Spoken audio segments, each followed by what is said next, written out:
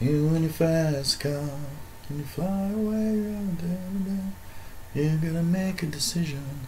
Live tonight, live and die this way. I got some Tracy Chapman in my head. Hello, wow, that was fast. It usually takes more time than that.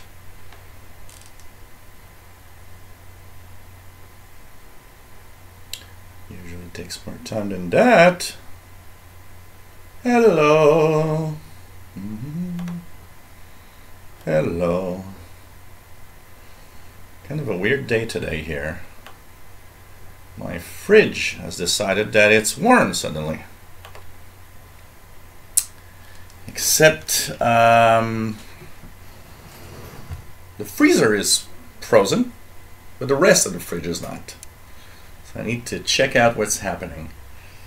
I actually took out the back panel. We'll see if I can do something. It's a 10-year-old fridge. Ain't that old, 10-year-old? Maybe it is for today's appliances, I don't know. Hey everybody! Welcome aboard. And everything seems to be okay here.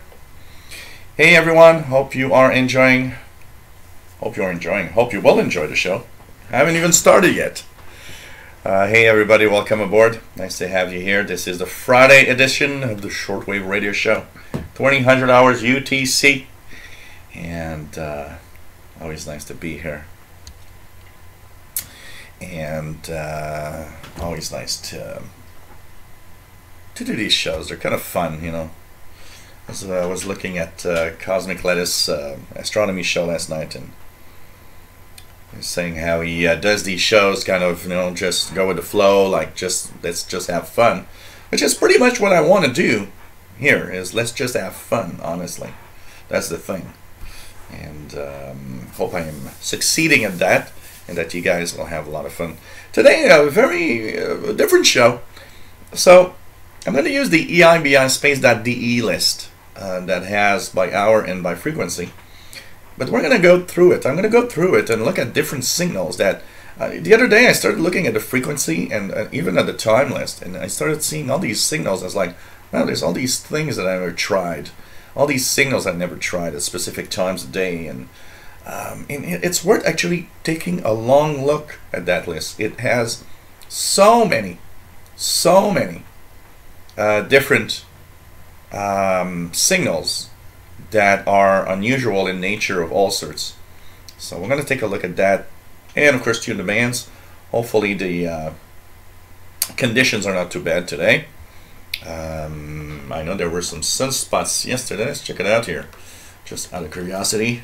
Spaceweather.com. So right now K-index is so solar flux is 69. K-index is 4, unsettled, no 2 right now, 2, quiet. So okay, we'll see what this brings, and if things look not too bad. There's a sunspot, so we'll see how propagation looks today. So hey everybody, welcome aboard. My name is Gilles. I'm looking in Montreal, Quebec, Canada. This is a show about radio. We talk about every aspect of radio, and I hope that we'll have fun today. No show tomorrow. For those that wonder if there's a Saturday show, tomorrow is the Saturday that I actually the Saturday where I just take it easy, and probably will be fixing my fridge if I can. Hello everybody. There's a nice chat room for those that come over. It's really nice, and hope you enjoy. Yeah, the past week we had a lot of geomagnetic storming. There was Colonel Hall that was doing a lot of the Earth's magnetic field was being beaten, battered by the sun, and so there's a lot of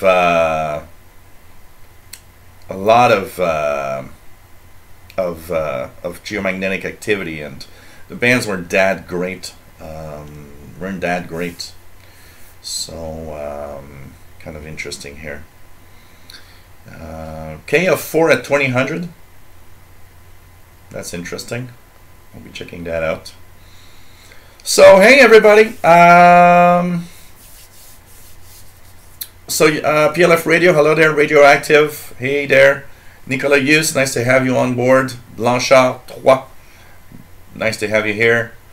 MDK2, yep, past week was not that bad, not that good. I mean, PLF Radio, no, it's Cosmic Lettuce that comes here in the chat room from time to time. He's got an astronomy show every day at 200 hours UTC. A little late for France because it's like 4 in the morning or 3 or 4 in the morning, unfortunately. But kind of nice. Nice. The guy knows what he's talking about. Cheers, everyone. Of course, my beer for today, which is Fin du Monde. What else do we have? Mark Cope. Hey there. Nice to have you here. William Helms. Hello there. Steve in Australia, nice to have you on board. Ralph Bender, nice to have you here. Vianney Arsenault, bienvenue. Bonjour. Always nice to have you here from Gaspésie, eastern part of the province of Quebec. We have Xander Marks. Xander Marks, hello there from the Netherlands, nice to have you here. Jerry, nice to have you on board. Jerry DX. Sorry, ML Johnson, nice to have you here. Tuto Channel, nice to have you on board. MDK2, of course. What do we have? Bobby Burgess, CQ from WA5107 SWL is shortwave listener call sign. Marcel, that says he's back from Amsterdam. Nice to have you here. Nick Amendo from Romania, first one to log in today. Pretty cool to have here. Everybody here. JD Williamson, nice to have you on board. Daniel Bogdan, nice to have you on board first time. That's cool. Cool. Randy Hartley, nice to have you here. Even Tinney, nice to have you here from East Texas. Vancouver Island DXer, nice to have you on board. Brian, VE7AUL, pretty cool. Atlanta, Georgia for Daniel Bogdan, nice to have you on board. Neil Toombs, hey, from Basingstones, UK, just watching while building a computer. Cool. Hope it works well. Maybe you'll be able, if it lasts 5 hours today, maybe you'll be able to have that computer working to watch the show. So Neil is M0CJM. Nice to have you here. Of course, Melbourne, Australia for Randy. Pretty cool. Kimberly, K6YYL from California. Nice to have you on board. So yeah, you. I saw. That's what you were telling me. William has had some amazing deal at a thrift store near his house, the Radio Shack DX375 for $5. I would have gone home with that for sure. Duxfar74, hey, Rick Sader, nice to have you here. And as we talk about radio today and have fun, I was monitoring the CB band because the past 3 days, I think I received 20 emails of people everywhere saying, gotta turn on the radio, gotta turn on the radio. There's Sportic East Kit, 10 meters open, 6 meters open. And but I've had these little patches here and there of communications, but really nothing that much on it, unfortunately.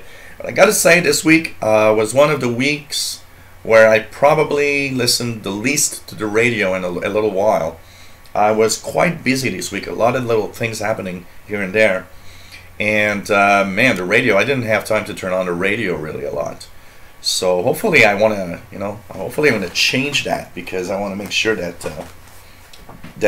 things are back to normal and better. Let me just put my little laptop up and make sure that it's okay, because the laptop is kind of very, very, if I don't at least put a couple of inches higher, it actually is so hot because of the streaming.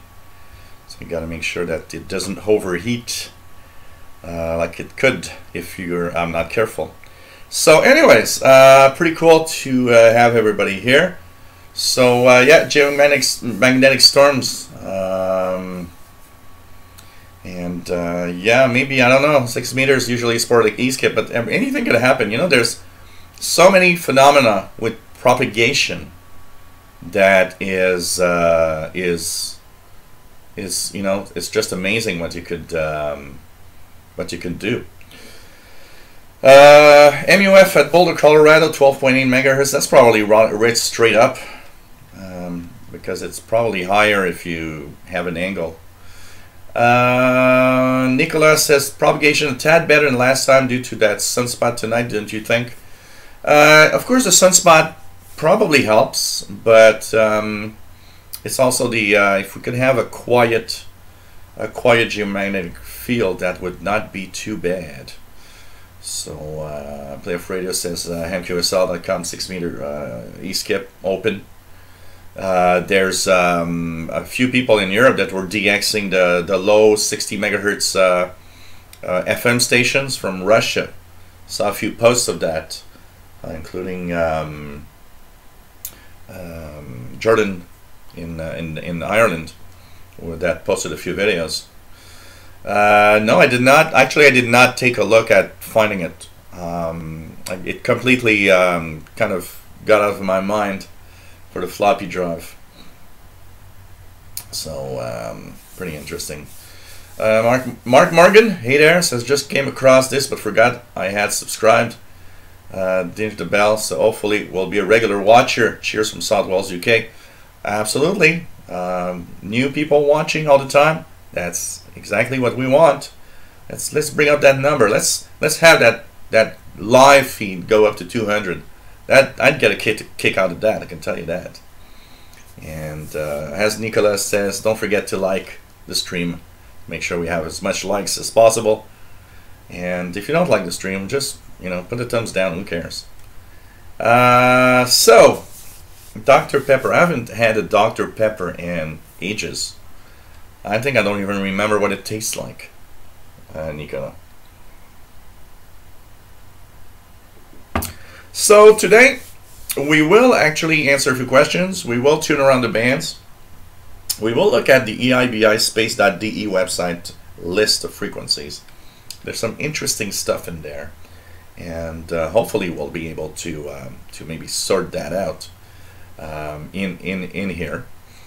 Also, I'm gearing up for a special, so it's still far away, but I'm going to announce it a little in advance on Saturday, June the 23rd. Saturday, June the 23rd. So that usually is the Saturday that I don't have a show. It's in between. But that Saturday, June 23rd, we will have a show, and I will be from outside. I will be at Fastload's house. So for some of you that have been following me for a while, you know this guy Fastload, that's in the chat room from time to time. His first name is Eric, and Eric is, we were talking on Facebook the other day, and we kind of arranged that on Saturday, June the 23rd, we're going to set up at his place in the backyard on his gazebo, and we will have a live show from there. He's got a few radios, he's got some stuff, some interesting stuff. He's got the Whistler TRX-1, he's got a Yisu FRG7, he's got some interesting stuff to show us. Radio Shack DX 440, I believe, something like that. So anyways, we'll be taking a look at that, and we'll be having fun outside from his place. And of course we have a plan B. If it's raining, we'll be inside his home. If it's a beautiful day, we'll be outside in the gazebo. So hopefully we're going to have a lot of fun. So mark that down in your calendars. It's next month, Saturday, June the 23rd. It'll be a different kind of a show, you know, being live from somewhere else. Also, of course, as time goes by, the Canadian International DX Club will have its barbecue this summer. Hopefully, fall works well and it fits with the schedules. When we have the date officially announced, yes, we will have a stream from that place, from the CIDX barbecue again this year. We're just waiting for, you know, when that will happen. And once the dates are announced, we'll try to set it up. And so, you know, a few things. And the third one is, so this week the weather doesn't seem too bad on Wednesday. I believe that there's supposed to be 26. So if it's sunny and 26, there's a big possibility that I will be going to my first de-expedition to Perry Island this coming Wednesday. Of course, all of that if the weather is okay. Because if the weather isn't there, of course I won't be there. But technically it would be the first de-expedition this year. You know, last year I didn't have a lot of time. I did only one de-expedition. Only one. And this year I want to do a lot. I want to have, you know, a couple of months at least. And not just there, I want to try different places this year also. And even have... I was thinking of doing some, because I'm waiting for that adapter to put my phone on the tripod. I want to try a little something, maybe do some regular short live shows from like the park, or, you know, something different, and have a lot of fun with that. I think we'll have a lot of fun doing that. So all of that is coming up, and I think it's going to be an exciting summer for all of it. Honestly. So as far as drinking wine, and here's Mr. Paul. And you know what? I just almost made a heart attack while coming home today. I gotta tell you guys that. So I went to get a beer, and I went to McDonald's to eat a Big Mac. And I came back, took the beer. At the side of the road, there was a cat that was laying dead. And he had the same colors as Paul the cat. And he actually was also outside. So for a second there, I totally went crazy, because I was thinking, oh my God, Paul's been hit by a car. He's dead by the side of the road. So my heart was pacing, and I started running to go and see. And when I arrived, it's not Paul. It's another cat that has the same colors. So I was like, woof, it's not Paul, but at the same time I was sad. It was like, okay, somebody won't have his cat coming home tonight, you know? And he didn't have a tag or anything, so I'm like, you know, just left him there. He was dead. He was totally dead. I kind of looked really, really closely to make sure that, you know, maybe he could be alive and just, you know, knocked out or something. But no, he was dead. Poor little cat was dead, and there was some blood coming out of his mouth. So it's like, okay, he probably got hit by a car, unfortunately. So for a second there, I thought it was Paul, and I was like, okay, if, you know, I could always see myself, yeah, if it would have been Paul, I would have cried my life out, and I would probably not be here to do a live show anyways, because I would be just too sad, and I was like, no, okay, I'm not doing a show today. But when I saw it wasn't Paul, I'm happy to see you, man. Come on. Yeah, here's the guy. So thank God it wasn't Paul the cat. Thank God. Okay? Because he crosses the street from time to time, so I'm a little sad, and, you know, I'm scared that one day I'll be hit by a car or a truck or something. So man, I was so scared when I saw that he was that cat was there. I was like, oh man, please don't tell me it's Paul. My heart just raced. It was crazy. NDK2 says, I see people quoting the figures from the MQSL page, but I don't think that one is accurate. Even though its widget is popular, the F0F2 at Boulder is just 4 megahertz, so MUF can be much higher. You know, what we got to be careful is that the maximum usable frequency, the measurement of that, you know, if it's measured straight up, okay, let's say that you ping the ionosphere just over your head. A straight up signal requires a much more robust ionosphere to bounce back than when you send something at an angle. So I don't take these numbers that much. I rarely look at these numbers, because remember that the MUF, the maximum usable frequency for any signal you're going to listen to, is that number you want is from where the signal is bouncing.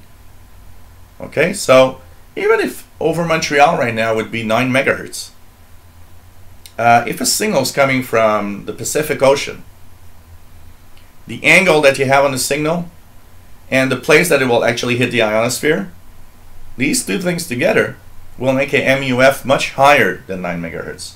Meaning, I'll hear something at 15 megahertz. So you can't take the MUF over a specific area and say, oh, well, I can't hear anything, you know. I'm sure at Boulder you can hear signals in the 16 meter band, even though it's set 12.8. I'm sure that is, it's very, very complex. It's more complex than just taking a number. You can't take just a number like that and say, hey, the maximum usable frequency is 4 megahertz, so hey, might as well leave the radio off because I can't hear anything above 4. Well, you'll be wrong. You'll try it and you'll see you'll hear much higher than that. I can tell you that. You will hear much higher than that. So, you know, you got to be careful in using the numbers for the maximum usable frequency, honestly. So, you know. Okay, going down.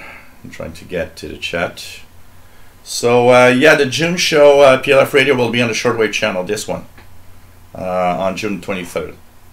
And because it's not the last, well, it's a Saturday anyway, so I'm trying to do a Saturday. Because I asked him for the dates for June, what would be the best dates. But he's an IT guy, and he's sometimes on calls, meaning that, you know, if he gets a call, he got to leave. And he wanted to make sure that you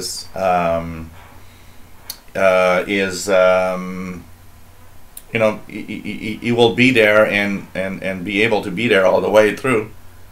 So basically, you know,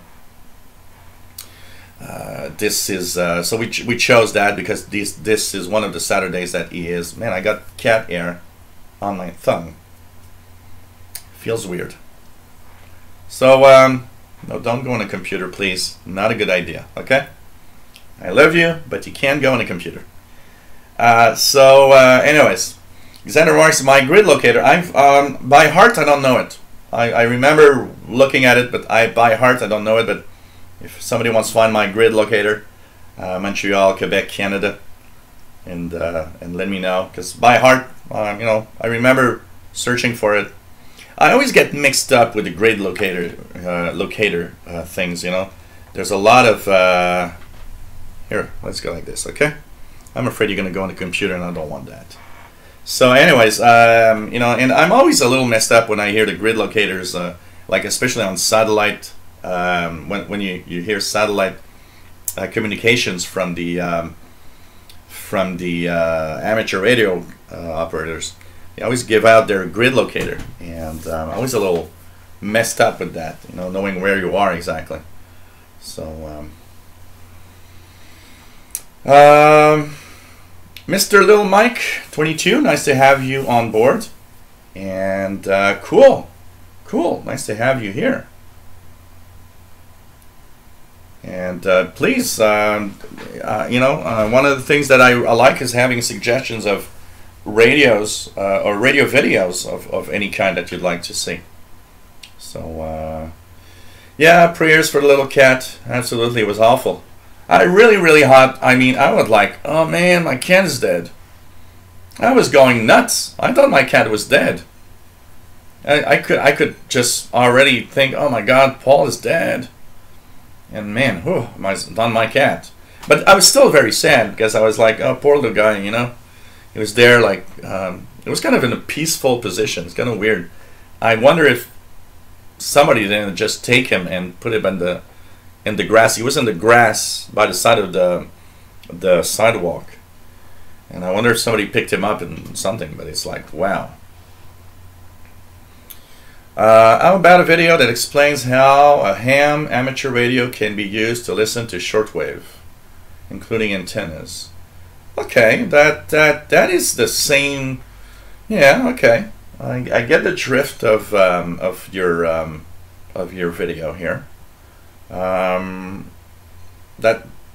could be an interesting thing. I'll keep it in note. Mr. Little Mike. We'll check that out for sure. So yeah, I think everybody's happy that Paul is still alive. Oh really, Nicola? Oof. Indicator says I've seen too many it cats to ever let my cats out. We lost one that way when I was growing up. Every cat I've had as an adult has been an indoor cat. Yeah, problem with Paul is, you know, he's always been used to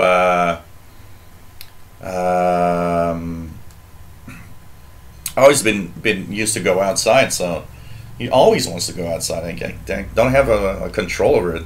I did see some posts on YouTube and not on YouTube, on the internet, you know, explaining how you can train your cat to stay indoors all the time. My cat doesn't want to stay indoors all the time. He's used to going outside, and he's got his friend cats outside. I see them. They're like 3 or 4 houses away. They're like 4 or 5 cats, and they're all lying there in the grass looking at each other. It's like, okay, it's the cat party of some sort. And plus, he's a friend with a white skunk. Because here in the backyard, and I need to take a picture of that, I have a white skunk with a black stripe. Instead of a white skunk, what did I say? So a white skunk with a black stripe instead of a black skunk with a white stripe. Totally reversed. And sometimes around midnight I see Paul the cat and the skunk next to each other, and they seem to be friends. So, you know, what can you do? Super 20 Dan, nice to have you here. Daniel Bogdan says, my cat, Miss Kitty and Miss Missy Girl, who looks like Paul, send their perfect greetings. That's nice. Yes, Paul is shedding a lot in the past couple of weeks. I don't know if it's because of the warmer weather. Totally crazy. Totally crazy. I need to use the brush a little more. Danny Shortwave Radio DX, nice to have you here. 2 Hands of the Radio, nice to have you on board. David Williamson, nice to have you on board from South Africa.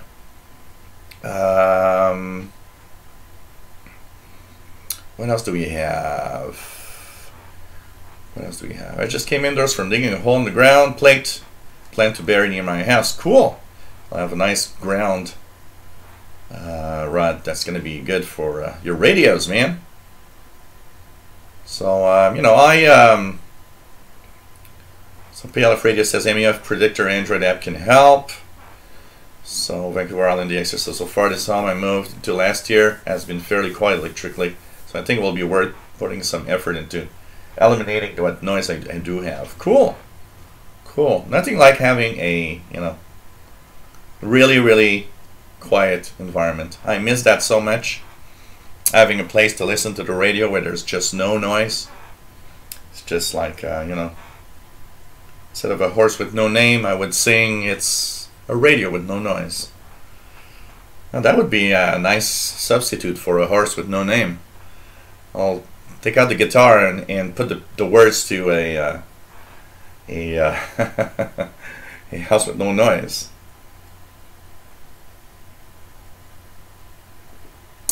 Daniel says, I've been away from listening to shortwave international broadcasters for several decades. I thought the internet would be its death. Apparently not. It is not. And you know, I like to say that shortwave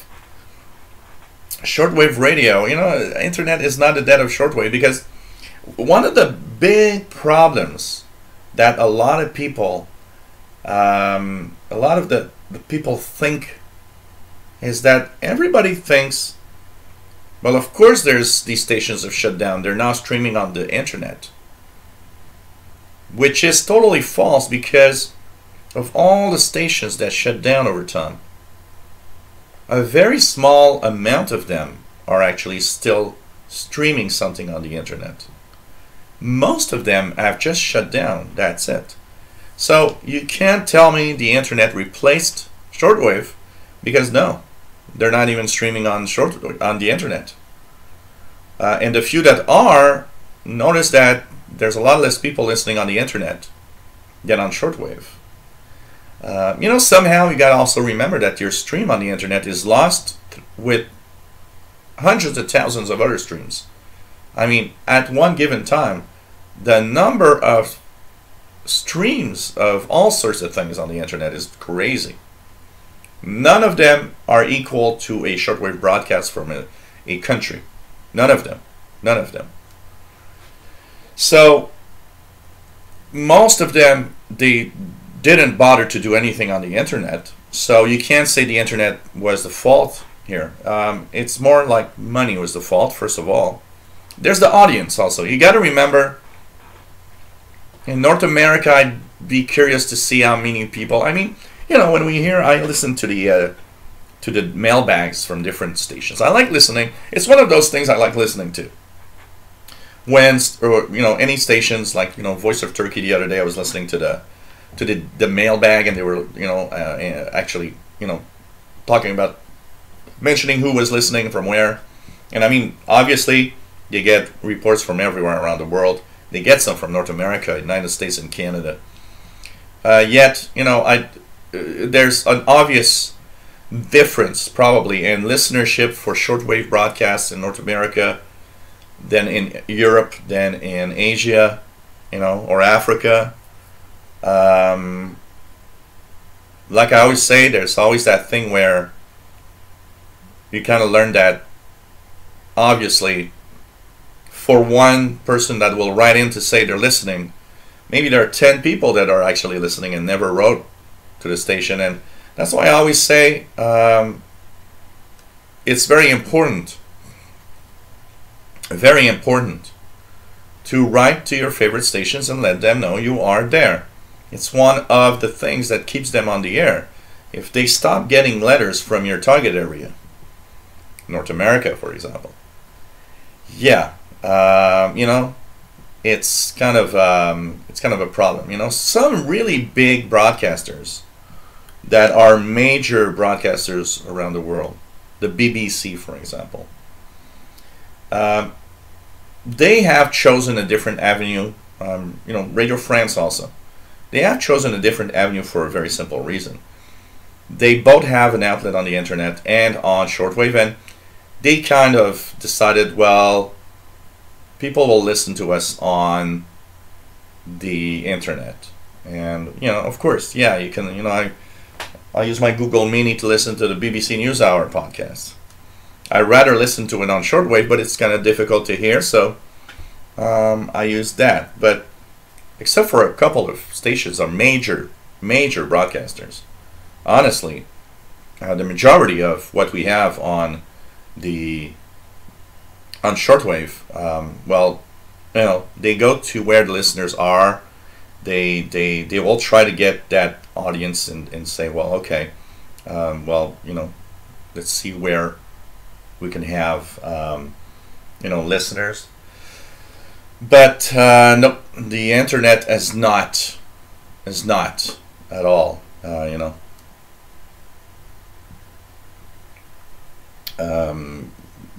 is not what is making shortwave go away or not. And there's still tons of things. So tons of things. Axel Beck, nice to have you here in the Netherlands. Pretty cool. And so what else do we have? Okay, I'm FN 35 FM. Thank you, Kimberly. FN Fox November 35 Fox Mike is my grid location. So I wish DX would actually give me beer. I'm actually afraid to open my fridge because it's so warm on the bottom part that I don't want to do anything. Axel, my cat is named Paul. Paul the cat.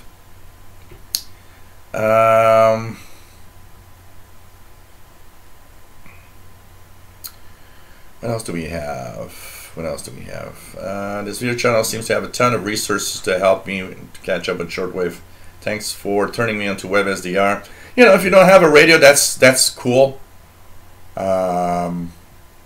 That's cool, and basically, it's a nice way to listen to shortwave if you don't have a radio, and it's a nice way to listen to signals from other parts of the world when you don't have when you can't hear certain signals. There are things you can't hear where you are. I can tell you that. So David Williamson says, "Gotta fix your fridge, otherwise warm beer." Yeah, absolutely. Gotta fix the fridge. I'll be looking at it tomorrow. I'm doing a test now. I unplugged it for 12 hours, and we'll restart it tonight and see if it changes anything. But when I listen, seems to not be working like it should. So I'll be checking that out tonight. And you know what? What the hell if I'm not getting it repaired? It's a 10-year-old fridge, and I paid $500 for the fridge, brand new, on sale 10 years ago. I ain't gonna spend $300 to have that thing fixed. I'll just go and buy a new fridge. I'll put $1,000 on the fridge and have something brand new. If it has problems. Joshua Gosnell, nice to have you on board. Been a while. Billy Laptop, hey there, nice to have you here. So pretty cool.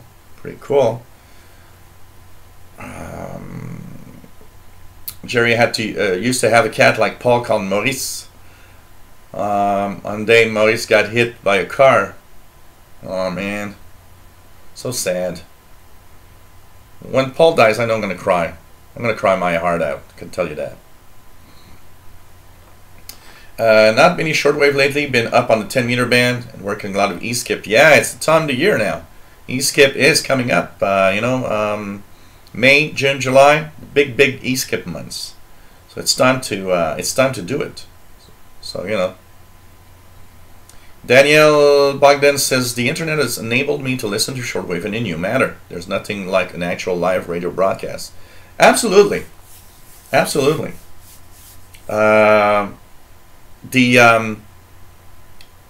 internet is amazing because we've never had so much information about what we hear and what we could hear. I always say, let's go back 30 years. When I started listening to shortwave in 1982, apart from that little book that came with the DX100 that was actually pretty good at explaining what you can hear on the bands, what was the main issue is that I didn't have schedules. I didn't know where to get schedules. I was just tuning around, and it's like, listening in. The thing you would do in 1982 or 83, listening to shortwave, was, oh, this is in English. I don't know what it is. And especially with the DX100, you're not even sure of the frequency you're tuned to. So you just listen in, and suddenly you're like, oh, this is Radio Moscow World Service. Oh, okay, that's Radio Moscow. Okay, at this time around that place. You get these little notes. It's like, okay, around the 9.5 bar, a little above Radio Moscow in English, yesterday afternoon, and that's pretty much what I do. And then I learned of radio clubs, like the Canadian International DX Club that is still operating today. I remember of a German club that would issue a paper bulletin that was only schedules in the English and German language from around the world. And in 1982, I was 13 years old, so I didn't have a penny. I had, I think I had $5 a week because I was taking the trash out from my dad. So I didn't have the money to, get into a club or something. I didn't have any money. And I remember it's sad because, I remember I asked for a sample copy, and I did that 3 scheduled seasons in a row. and they graciously sent me one. And you know, of course, it was costing money. They would have to print it. They would have to send it by mail. And I mean, it's a radio club. They don't make any money off of it, and they don't have money, you know, typically. And I remember the third time, on the cover of the the little booklet, it was written in English, "No more free copies." And I was like, oh, okay. But he had made a little special because you had to subscribe for a year to get it. But in this case, he told me, look, underneath he put, if you send $5 US, we will send you one. So next time you want one, if you put $5 US, we'll send you the latest copy, you know, and which would probably cover the book and the postage and the envelopes and everything. But you know, I started having schedules with that. That was the first time I was in contact with some schedules of shortwave stations. And now I had a list, a little bit like the EIBI list that I use now. Only in English and German though. It was not a full list of every language. So now I knew a little more. I knew when stations would broadcast. The other actual way of knowing when broadcasts would happen was to write the station, and that station would send you a schedule. And the big problem with schedules from stations, from shortwave stations, was the fact that by the time they got to you for the next schedule season, because of clashes in frequencies and all sorts of things like that, what would happen is that they would actually be outdated sometimes. They would give you frequencies that, oh, that's not the frequency they're using. That's not right. And so, you know, the internet today is amazing for that. You have the information needed. I mean, you have a broadcast on shortwave in a language at a certain time and a certain frequency. You just go on the internet and it's like, oh, that's the station we are listening to. Pretty amazing. So the internet for me is a huge way of helping us. Not something that is actually hurting the shortwave hobby. It's something that's really helping us.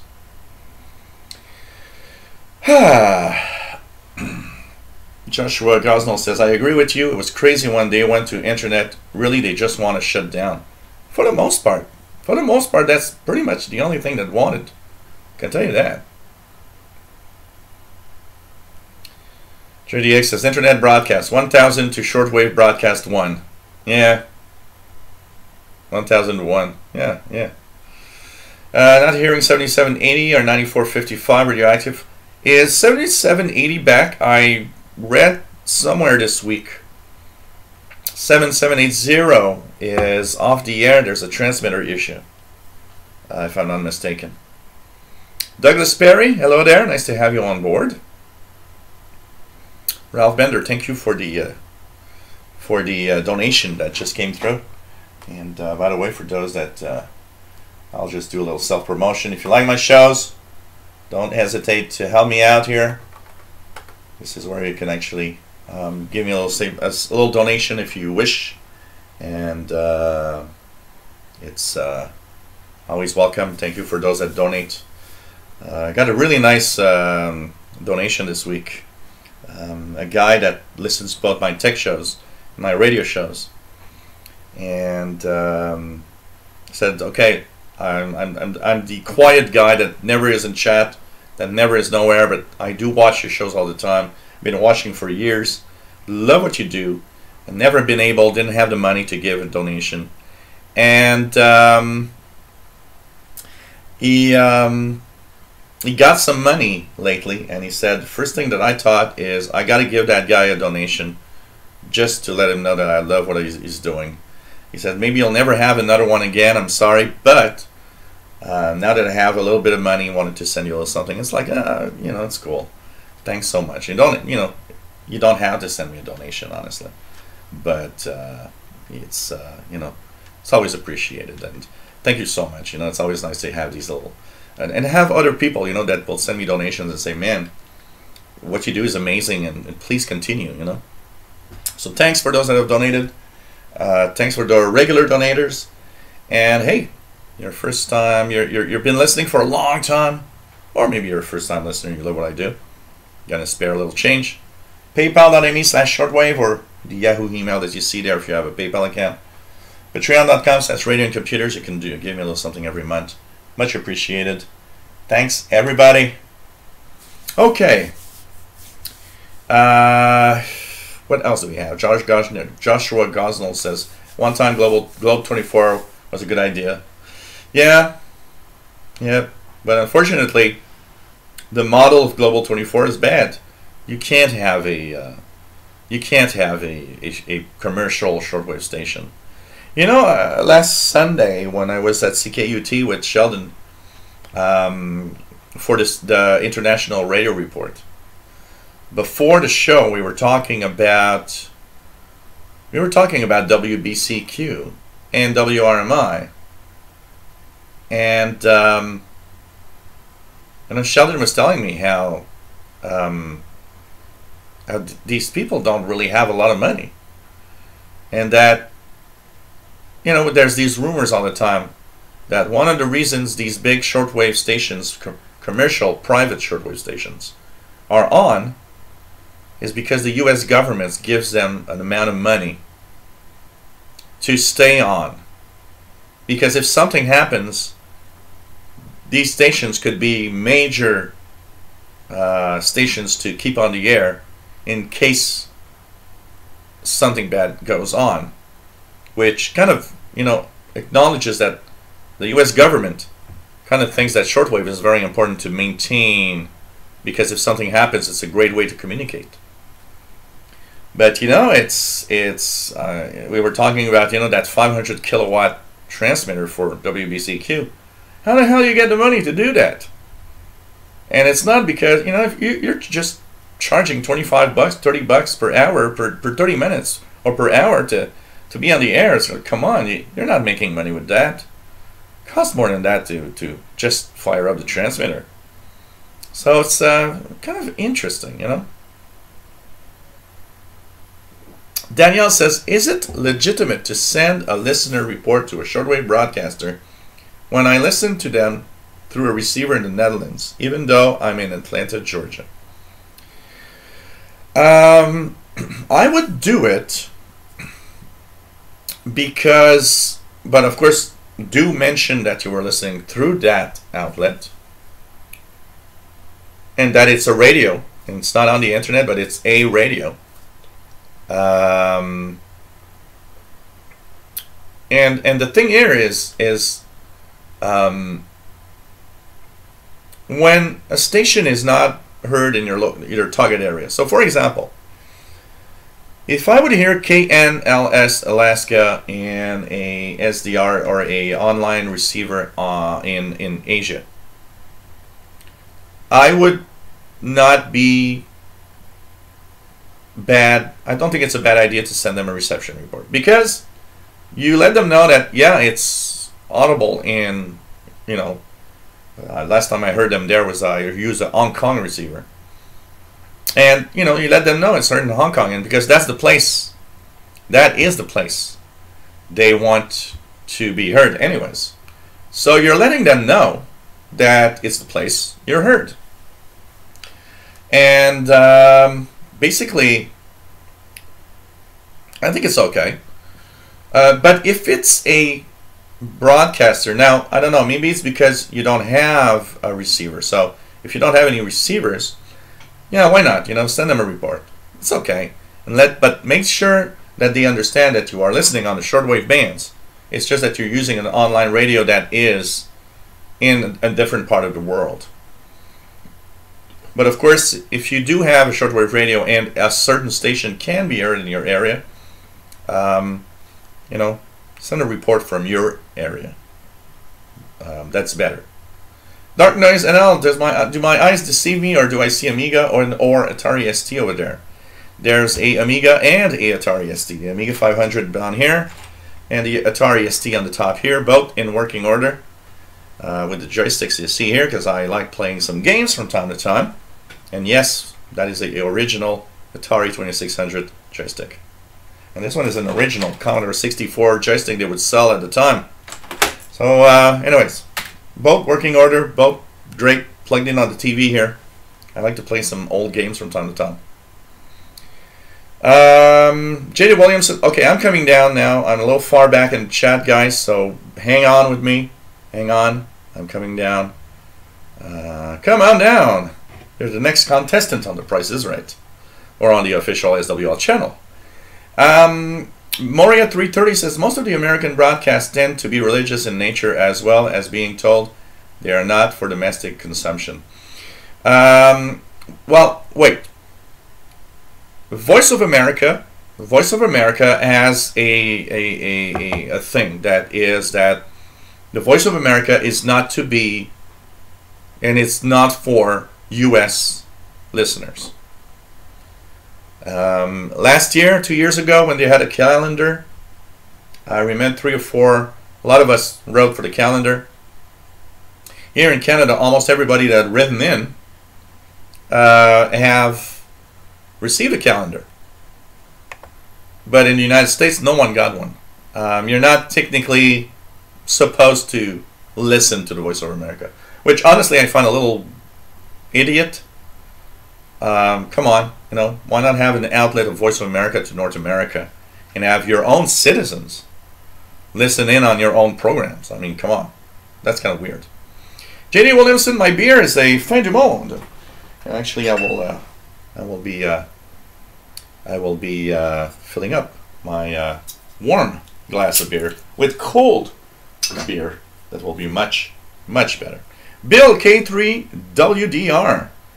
Nice to have you on board, my friend, as we are on this Friday edition of the Shortwave Radio Show. And I'm drinking a little faster today, not even an hour, and I'm at my second beer. Well, actually an hour, because I did open up the beer about 15 minutes before the show, so technically an hour per beer. Not too bad. What else do we have? David Arden, nice to have you here. KJ4CMY. Pretty cool. Tequila flavored beer. I don't have. And I'm not sure I want to have. I hate tequila. Well, okay, let's change that. I hated tequila until a friend of mine brought a very expensive bottle of tequila. That I don't remember where it comes from, but all I know, it was in a very expensive bottle. And I remember that evening he said, let's have a little tequila shot. And I said, oh, I don't like tequila. I can't. It's impossible. And he said, try this one. Try this one. And I tried it, and I was so surprised at actually how sweet and how good it was. It was not that harsh, horrible tequila thing that I get in the bars usually. And I gotta say, that night I drank a few shots of tequila with him because it was really surprising. I was totally amazed at the taste of that tequila. But apart from that, I don't want to have anything to do with tequila or anything around tequila. And if you ever meet me, we're gonna drink vodka, not tequila. And good vodka. I don't have the cheap stuff. What else do we have? Karim Rashid, will shortwave ever be dead? I don't think so. I don't think so, honestly. John Young, hey there. Paul's cat air probably plugged up the fridge condenser. Yeah, I'm going to have to check that out for sure. Douglas Elliott, nice to have you here. Oh yeah, the SpaceX with their new rocket, right? It's the new, brand new next generation rocket they're launching, right? Let us know how it goes if it's launched. I believe they wanted to launch it. Was it yesterday or the day before? And they actually postponed. I like watching these things. When I see that, when I have time and I see there's a rocket launch or anything that's out of this world, I like to watch the live feed. But nice. Moria 330 says, I find most people don't know about shortwave, as well as many people don't listen to radio anymore. But I've always loved using a radio to pick up things. You know, that is something that is very, very amazing to me. In our modern world today, I mean, I do understand that people have these, beautiful phones that they can listen in or stream stuff. And it is cool, but this relies on technology that could go down for some reason. Really bad weather. Look at Puerto Rico. When the hurricane hit, nothing. This was useless. This was totally useless suddenly. The internet was useless. All of that was not working. But one of the things that was quickly back and quickly on the air was radio stations. And some even stayed on the air, were able to stay on the air. In modern times, I can tell you one thing. I'd like to know how many people in their homes actually have just a basic AM/FM radio. I can bet you there ain't that many anymore.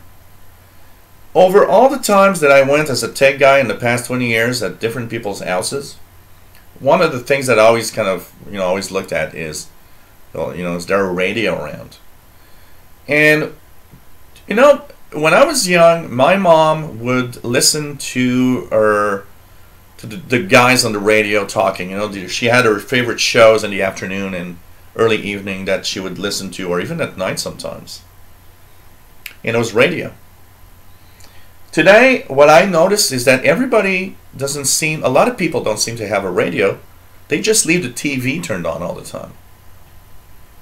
And one of the biggest problem with that is that, but if you have a power outage, your TV is useless. You're not going to power that thing. And I am amazed that there's no portable, battery-powered AM/FM radio. I always get these things that people will tell me, well, today with the internet and why should I have a radio, battery-powered radio? Power almost never goes out, never more than a couple of hours at most. Yeah, but here we have a great example that hit us in 1998 and isn't that far away. 20 years today. 20 years this year. 20 years this year, we had what was, until the fires in the northern part of Canada and Alberta region, it was the biggest natural disaster of Canada. And it was a ice storm, a severe ice storm, where the power lines crumbled under the weight of ice, where it was just too damn dangerous just to walk outside when there's trees. It was crazy times, and some areas had no power for more than a month. And I mean, a simple battery-powered radio will give you a lot of information of things that are happening and what's happening. So it's like, man, it's when I hear or when I see somebody telling me, oh, I don't have a radio at home, I don't have that or battery operated radio. Why should I? I'm sorry, everybody should. Even in big cities. You never know what can happen. Never. We take for granted that everything is working and that everything will always work. Well, no. You never know. So sorry if I have not named your name yet. I am really far in the chat, so I'm actually going to try to go a little faster now, because I'm stopping at every comment and commenting on my own. So we'll actually go there. Jerry says, have you seen the flooding footage of New Brunswick, the volcanoes in Hawaii? I did see all of that, yeah, absolutely. I saw the Hawaii volcano. I believe in New Brunswick it's like record flooding or something like that. Pretty crazy. Here in Quebec this year, we had crazy flooding last year. There's in the northwest part of Montreal, on the island of Montreal, there were a lot of houses underwater where people had never seen that in 20, 30 years. And but this year is rather calm in the southern of Quebec. Danielle says, you're reminiscing of the early days of shortwave listening. Sounds precisely like my experiences. I've got a few years on you, but this brings back so many memories. Absolutely. Dave Todd, nice to have you here. Joined the Ontario DX Association in the 80s, 90s. Before the internet, they had a BBS that I got files from and message board. Cool. Cool.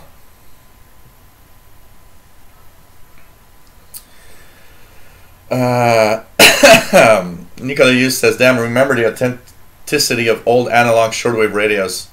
Least precise way of reading a frequency. Oh, that was crazy. Mr. Tracy Williamson, nice to have you here. That was crazy nuts. I mean, you were tuning a frequency. It was like, yeah, they're on 9525. They're on 9525. And that thing actually not only had, you know, a little off in the frequency, but as you would tune over the years, it would be even worse. I remember opening and actually by hand repositioning the roller of the frequencies, because if you put WWV at 10 megahertz, 6 months later, if you tune around a lot, you were off. You were off by a couple of hundred kilohertz. So it's like, yeah, man, finding stations was kind of really, really crazy. Man, that was something.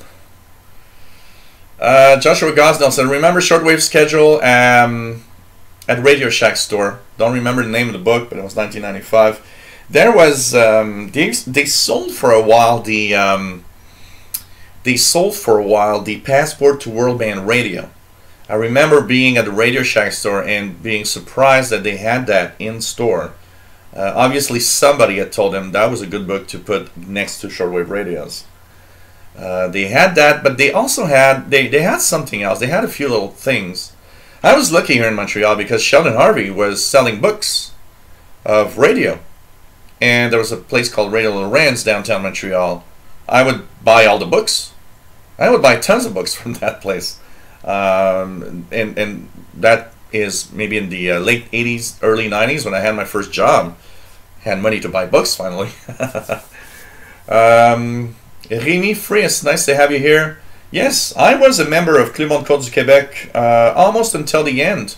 I even had a column there. I was the in the 90s. I'd say from about 92 to 96, somewhere around there, for 3 or 4 years. I had the DX log section. I was the guy running the DX log section in the last 3 or 4 years of that club. And but it was a dreadfully, I hated doing it on that club because it was really, really nuts. And the people in the Club Côte du Québec, unfortunately, and I'll say it very fairly here, were single-minded, and it was very, very. I totally understand why that club doesn't exist anymore. It was, you know, I became a member of the Club Côte du Québec, which was the Quebec's only French language club. I loved the club for the first times because it was new for me, and I didn't know there were other extraterrestrial beings in Quebec that was listening to shortwave back then. But as time went on, and when I started being involved with the club, I started seeing what the club was like, what the people with that club were. A lot of them were okay. A lot of them were great people. But there's a small percentage of these people that were annoying as hell. And honestly, I understand why that club doesn't exist anymore. Oh, God. What else do we have?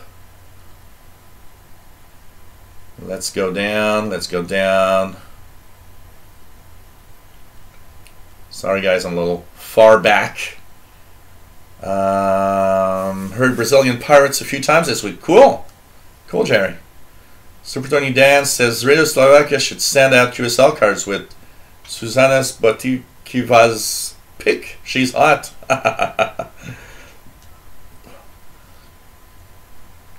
Playboy QSL cards. Oh man, that sounds horrible. Sorry. Cool, MK2. See you later. If I probably will still be around.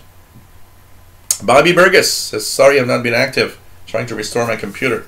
Oh, you got some problems. Vive computers.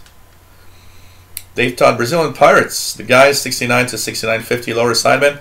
Well, those are not necessarily pirates. They're more like fishermen. Or there's a lot of these communications in the 6900 to 7000. They're actually scattered all across the bands. Very often lower sidemen. These are more like fishermen or stuff like that. Maybe drug dealers. You never know. Vancouver Island The Exorcist. This means that I am not the only person in the country to have ever owned an Atari 1040 ST. Absolutely not. Callum 2, nice to have you here. Does every country have long radio broadcast band wave except North America? Long wave broadcasts are something off of like the Middle East and Europe, but I'm not sure anywhere else. I know the Middle East has some. We know Algeria. Algeria is on has on long wave. But I don't know. I don't know if Asia is on long. Anybody knows if there's some long wave stations in Asia? Out of curiosity. I always kind of thought it was mostly a European thing for a long time. Brett Wayne, KC2 and XP from Salamanca, New York. Nice to have you here. Yeah, William Helms. VOA is stubborn in that they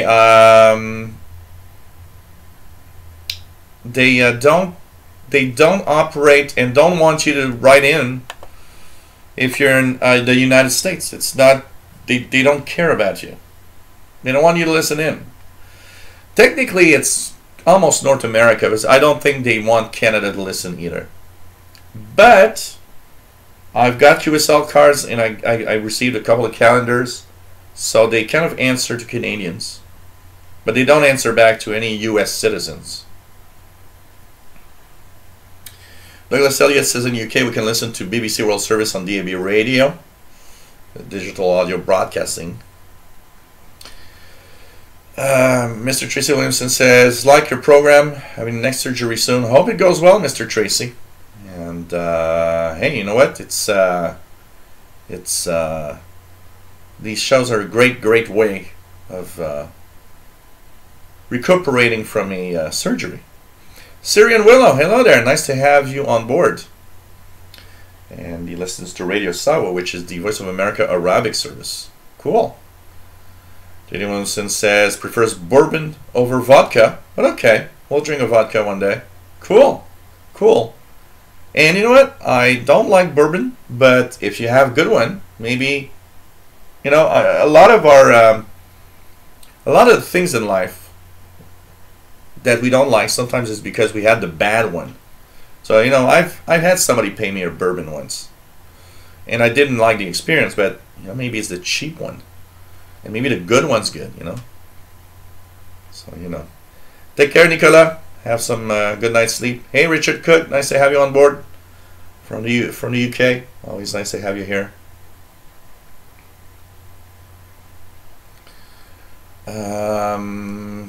Douglas Elliott's successful launch, landing in satellite deployment, Joe. Cool.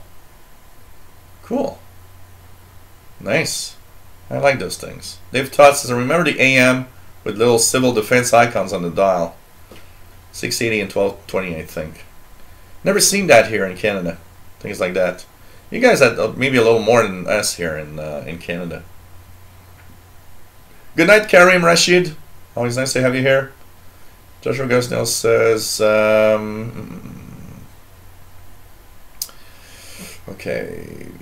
Danielle says, interesting and thought-provoking commentary of U.S. government and its policy on shortwave radio. I hence considered some of the aspects you brought up. You know, it's interesting. It's interesting. Mark Morgan says, I have a Texan PL880, and whilst I enjoying using it, I find there's too much electronic noise in my house. What can I do?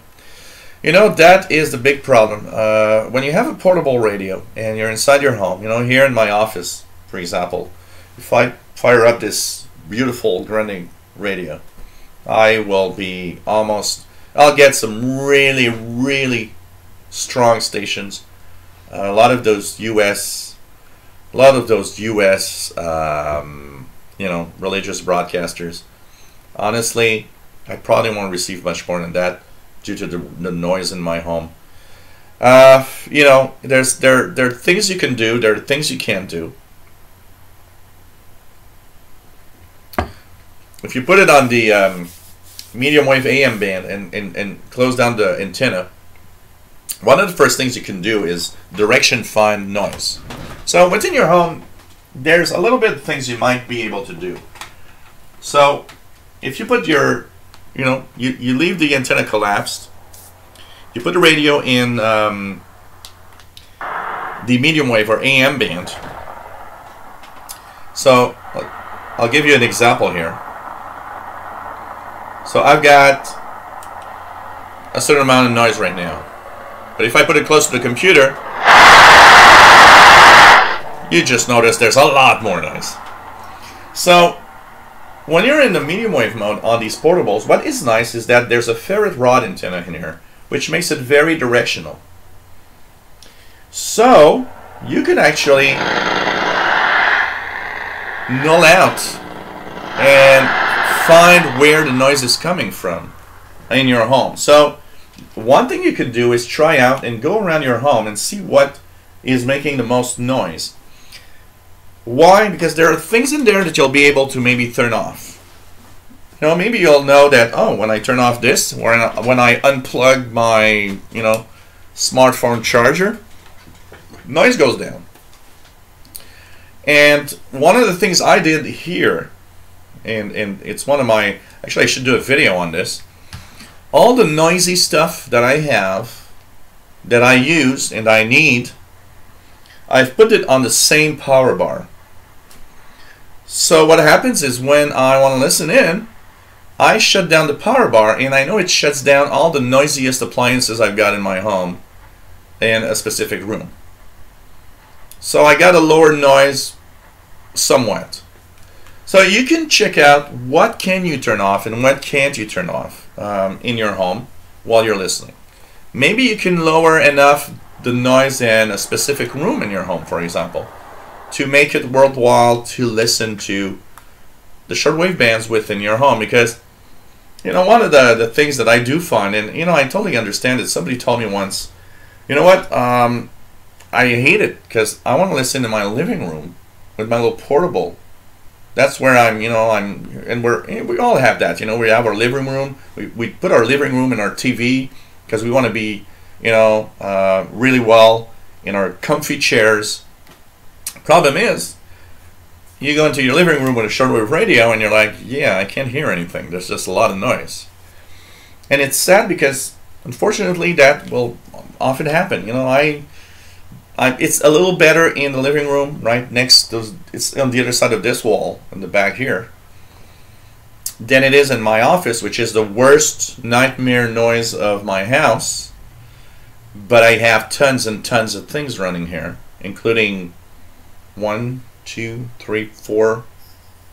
computers running almost 24 hours, plus the router, plus the modem, plus almost everything that I need to have my digital life working is plugged in.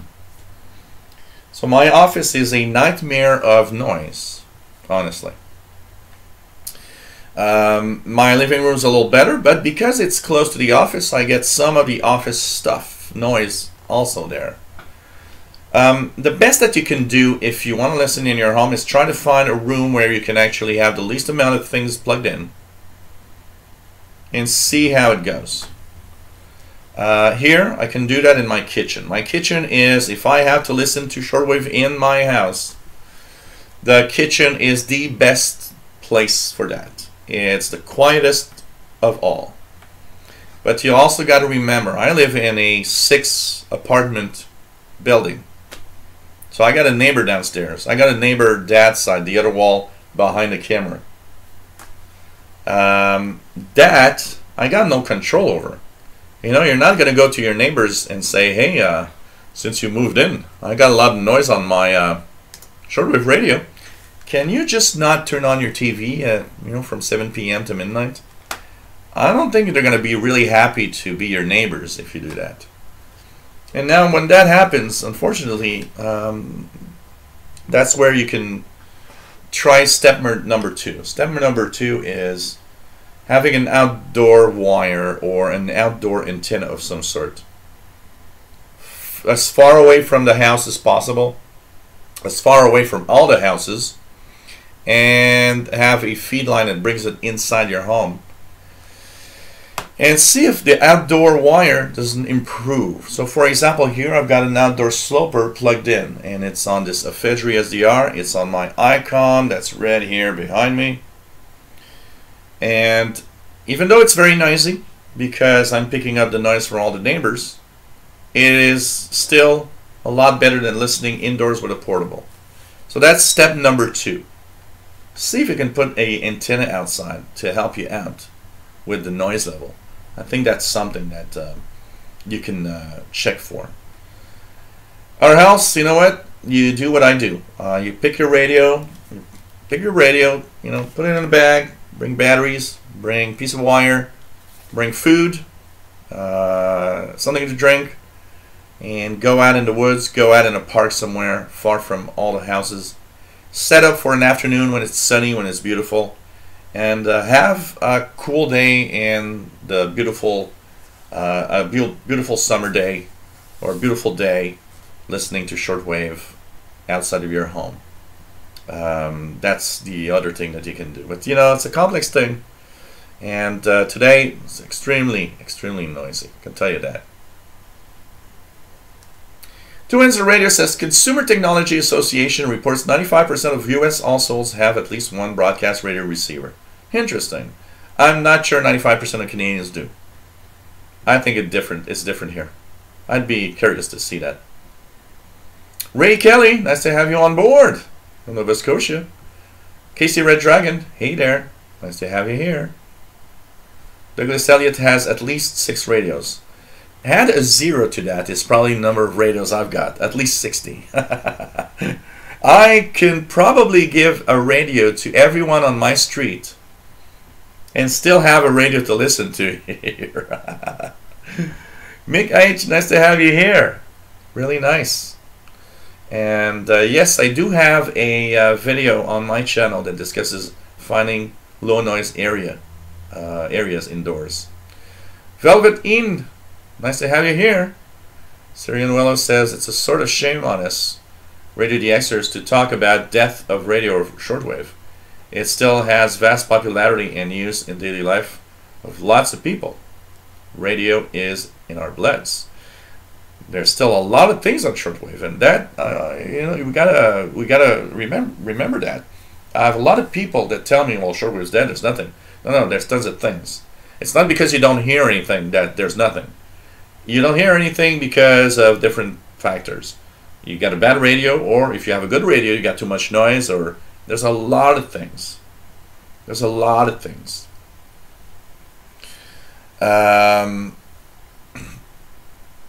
There's really tons of signals out there, and you know, I get the regular reports from people saying, "Well, you know, I bought that radio from your recommendation. I don't hear a thing, but I see your videos, and you hear, like, you know, tons of things." And I'm like, "Yeah, but it's, you know, what's the noise level in your area?" And you know, when you start off on shortwave listening, let's be fair, we all been there. We're all at that beginning of understanding what we're doing. And when you get a radio that says, "Hey, you're going to listen to the world," you're surprised because you get a radio that listens to a ton of noise. One of the biggest problems is that you don't understand that a radio picks up any signal around you, and noise is part of the signals it's getting, which is really, really making something kind of a little, you know, complex here. Marcel says, "I recently had a power outage here in Amsterdam. I was very happy with my radio on batteries." Absolutely. Ralph Bender says, "Try magnetic loop." That is, of course, something. Yes, you can build your own. You can buy one, but these are possibilities.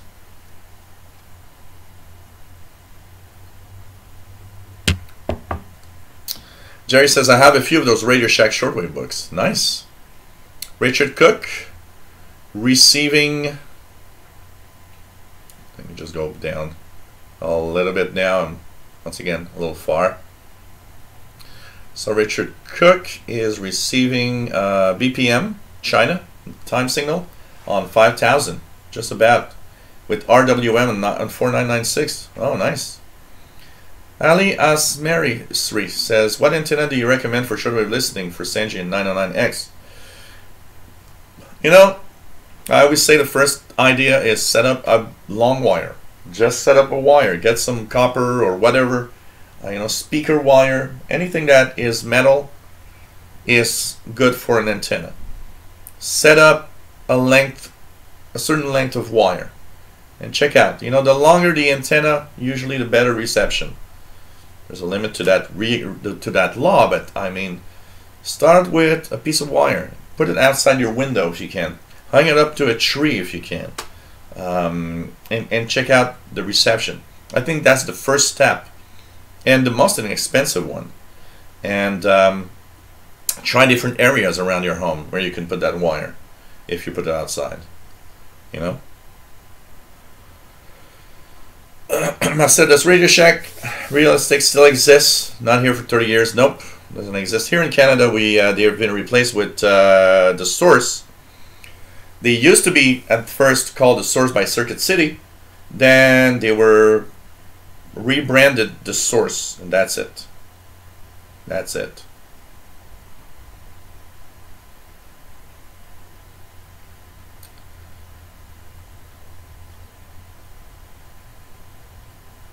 Yeah, that's what I don't know about Longwave, Callan, too, about where they are. Cuban Lady on 11635. Let's try it out. See if I hear something.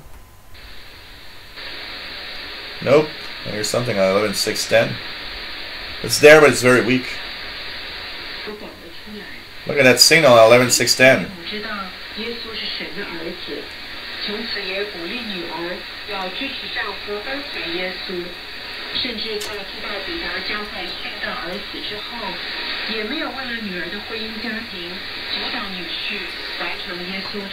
Madagascar World Voice from Madagascar in Mandarin. So Madagascar World Voice right now.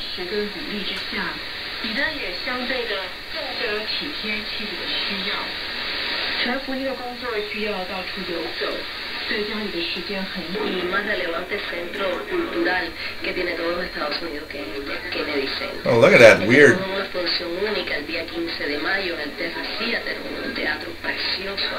distorted thing on 11860. This is so weird. I'm gonna try something here.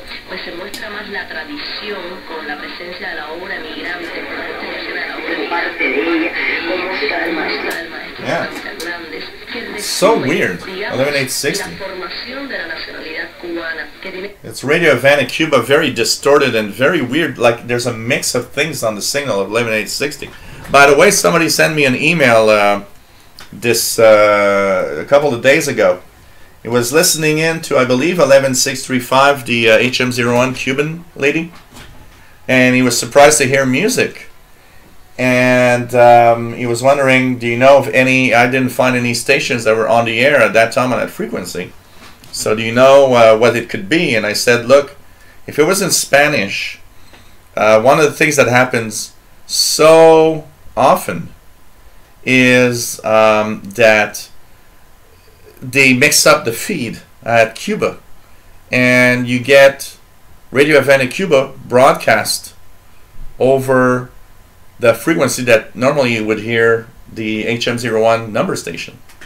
So it's crazy. Chengyu says there's maybe a longwave station in Mongolia. We'd have to check that out. Actually, I could check it out maybe in my World Radio TV handbook. World Radio TV handbook would let us know. Good night, Dicefar from Germany. Take care. I Am Nerd says, I hear a lot of fishing boats around 5 megahertz and among the HF air frequency sometimes on the actually Shankwik frequency.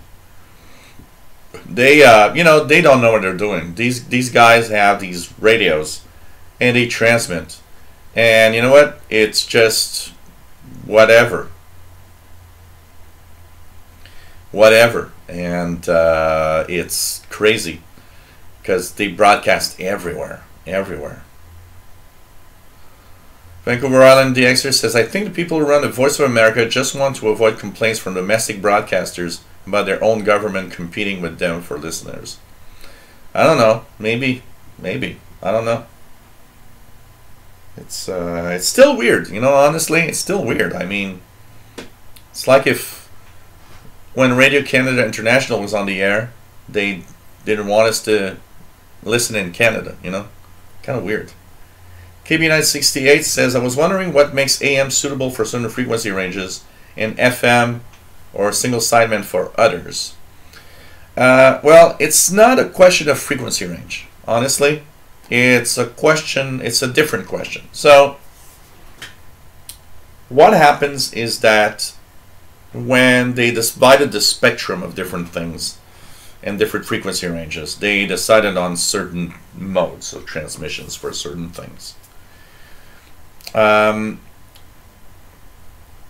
Honestly, what makes the FM what it is mostly because they thought, well, when they made the FM band, the 88 to 108 megahertz frequency range, they used wide FM because it just sounded so good for music and stuff like that, and they've decided to do a band for that. But there's also FM narrow, and on shortwave, FM does exist in the top of the 10 meter band, for example. It's really a convention because a amateur radio operator could operate narrow FM in the 80 meter band. It's not something that is not allowed. It's just that there are rules that were made and people respect the rules. As long as you respect the the bandwidth, not to go have a bigger signal in certain things. It's mostly a choice of receivers also. So for example, one of the things that FM has not going for it on shortwave. Shortwave has a lot of fading. FM tends to distort more than AM when there's a lot of fading, often. FM signals are also wider in the frequency range of the shortwave bands, for example, mean that the narrower you are, the better it is, and the more you can actually have channels in there doing different things. So AM is often smaller. Typical AM station on shortwave, for example, will take 6 kilohertz wide, 3 kilohertz on each side of the frequency, where FM, even a narrow FM signal, often takes more than that. So it means you would have less FM signals. Take the medium wave band. You would have less FM. If you would put an FM wide signal, you would have 2 stations on the complete medium wave bands because of the size of the AM band. You would put more like if you would put FM narrow, you'd have less channels than if you put AM signals. They have different bandwidths. So an AM signal has a smaller bandwidth than an FM one. Single sideband is even smaller. So it's good for utility. It's good for amateur radio. Amateur radio have small chunks of frequencies here and there. If you're in single sideband, you'll have tons of signal in that chunk. If you put AM signals, you'll have less of them. So it's more a question of, the width of frequency ranges. It's a thing about whatever you want to transmit. You don't have to, an amateur radio operator doesn't need a wide FM signal to talk to somebody else. You don't need that wide to have that quality of audio. Already there's AMers which are using different bands that love the sound because there's a richer sound in an AM signal than there is in a single sideband one. But single sideband is great because you can stack more signals. Single sideband is also better than AM and FM because in higher noise, in weak signals, single sideband will go through while AM and FM won't, because they'll be just too distorted by the noise and they'll be inaudible. So there's all sorts of different things that come into effect that decide, am I going to use an AM mode, FM mode, single sideband? It's you know, depending on the band and what type of things you want to listen to. The FM band with music, they want to have wide FM. You want to have the richest sound possible, wide FM, because of the bandwidth, the information you get in there makes it much more beautiful to listen to music than listening to music on the AM band. You know, it's a question of the width of the bandwidth, the size of the bandwidth. It's also a question of the different types of modulation give out different types of output also. AM and FM don't operate in the same manner, so an AM signal and an FM signal, even of the same size, the same bandwidth, won't sound the same anyways. Cheaper to make some equipment, you know, like for example, it's cheap to make an AM radio. It's very easy to listen to an AM signal. You just, you know, as long as the radio can detect the signal, you need really a minimum amount of parts to listen to AM. You need a little more complex circuitry to listen to the FM signal. You need more complex circuitry to listen to single sideband. You need a BFO. You got to add a BFO to it. So there's a few things like that, you know. KC Red Dragon says old time music on 5442. Really? Let's hear 5442. Do I hear something? I don't hear anything here. Kind of interesting that you have old time music.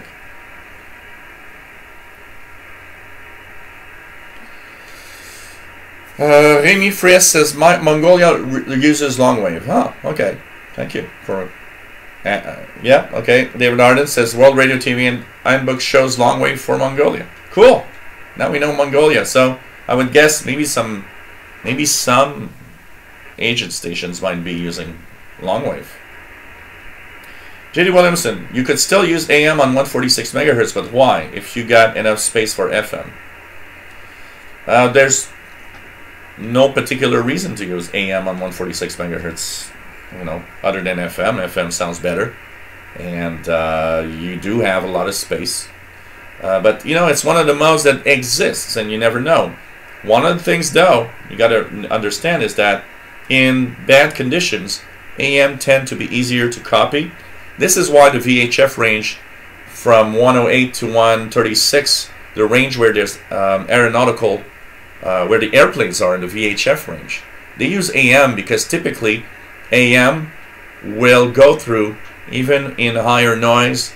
It'd be easier to listen to 2 AM overlapping signals, but almost impossible to 2 FM overlapping signals.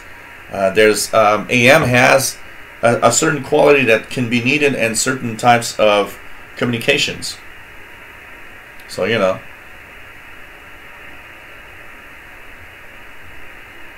Super Tony Dan says, during the last big hurricane, all we had was my handheld scanner and weather radio. Yeah, and you know. Dirty Diaper, nice to have you here. Alias Mystery, hello there. What else do we have?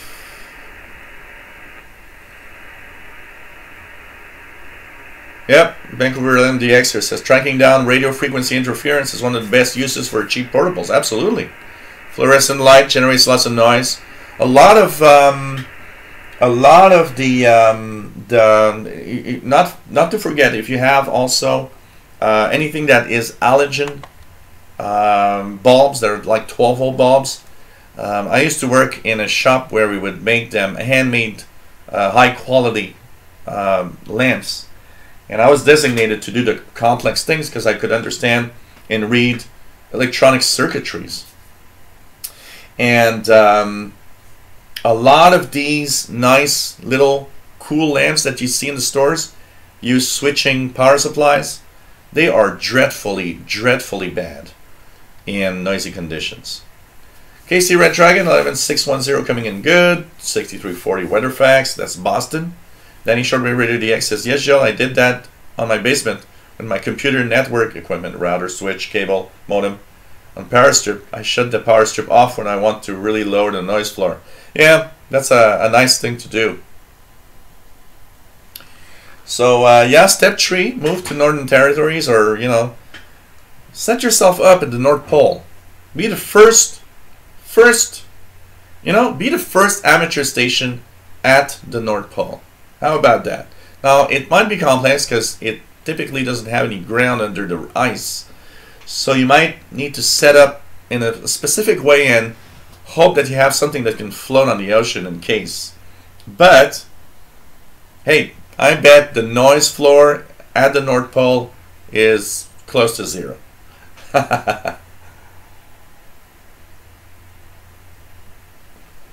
PLF Radio says, according to Wikipedia, long-wave broadcasts are used in Europe, Africa, and parts of Asia. And you know what I should have done? Okay, Google. Where is long-wave used? Sorry, I don't understand. It doesn't understand. Okay, Google. What is long-wave radio? According to Wikipedia, in radio, long wave, or long wave, and commonly abbreviated LW, refers to parts of the radio spectrum with wavelengths longer than what was originally called the medium wave broadcasting band. To read more, look for the link in your Google Home app. Oh, I got a link in my Google Home app now? Okay. Why did you replay long wave, and long wave 3 times? I don't know. There are things that's not perfect. There are things that are not perfect.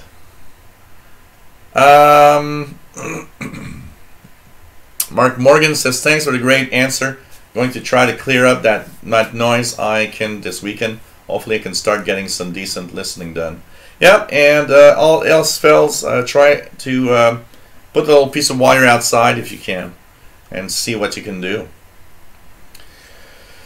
Richard says 11610, rather good in the UK. Callan 2 is listening to the BBC Radio 4 on 198 long wave.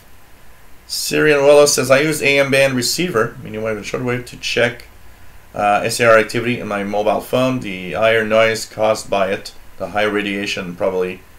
Well, we don't know. We're not sure about that. Is there a higher probability? I always remember reading an article about the Vatican State Radio Vatican transmitter site that had a lot of transmitters, and a lot of signals. They had some shortwave signals with up to 500 kilowatt transmitters.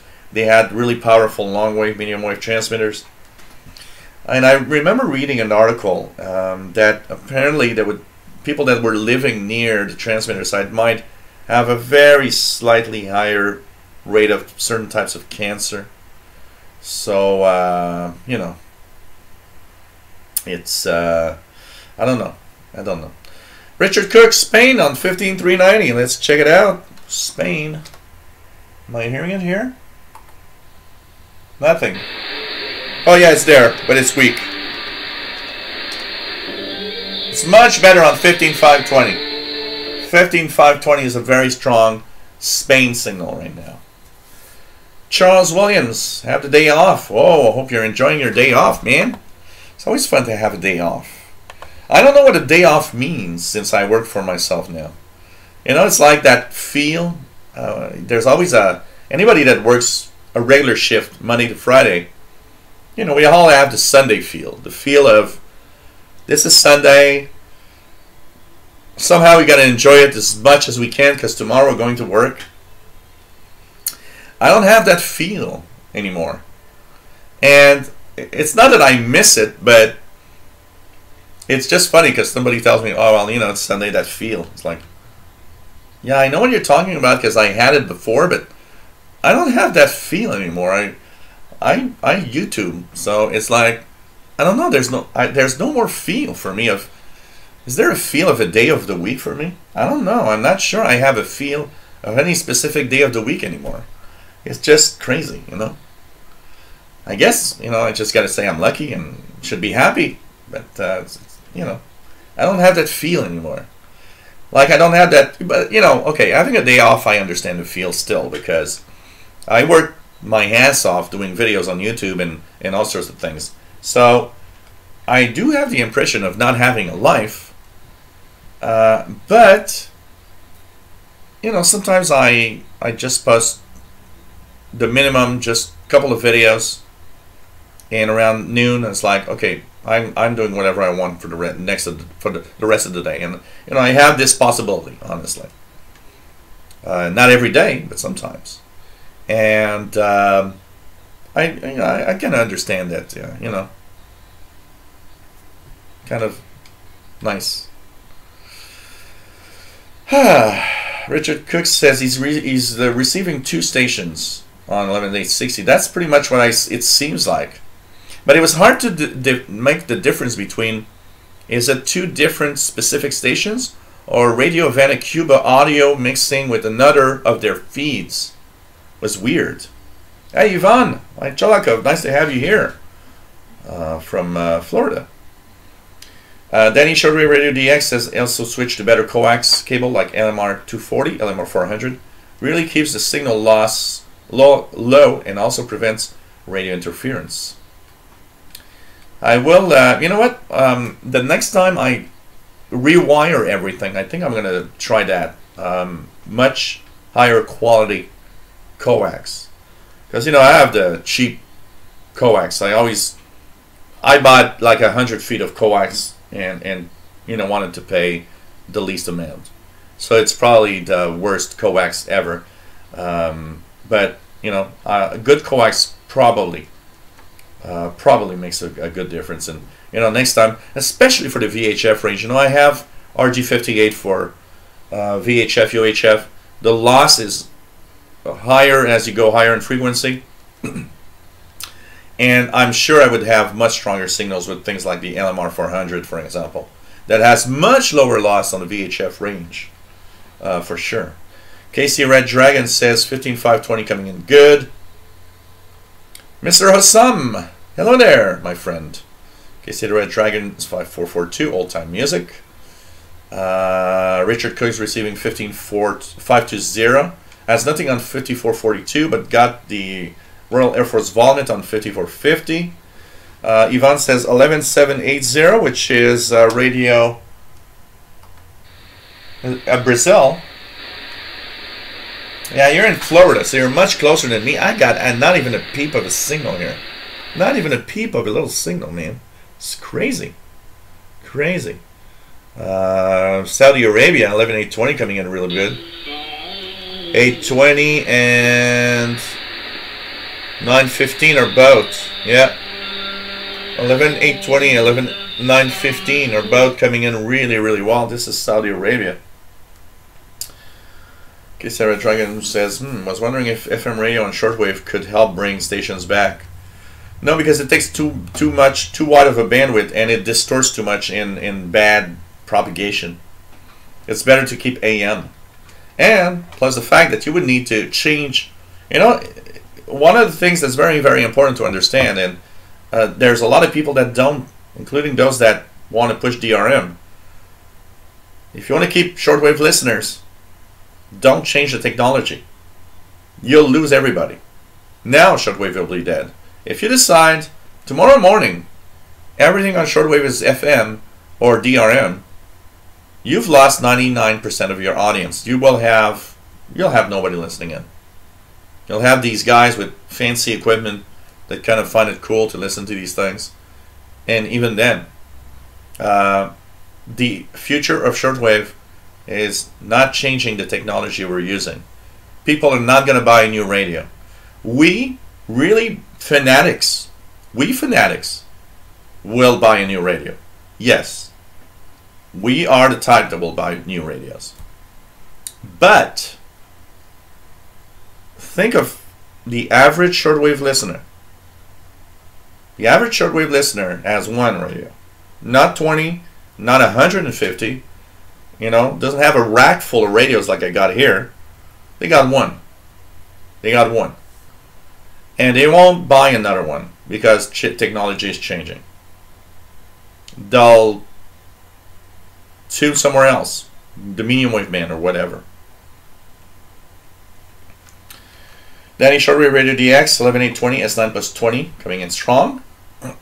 Mark Cobb says, just bought an EF shortwave listening antenna. Can't wait for it to get here so I can try it out. Yeah, let us know what you think. Yeah, it's probably Pirate, possibly a Pirate. 5442. Maybe a Pirate near where you live. Radioactive says Radio New Zealand not coming in well on the West Coast, just carrier. Yvonne says, finally got to pair a AirSpy HF Plus with a W6 RLVP loop. You can see some reviews on YouTube, including R3 modification in the AirSpy. I'll check that out. You like the W6 LVP loop, Yvonne? It made a big difference for you? That's the one I'm thinking of getting to install here.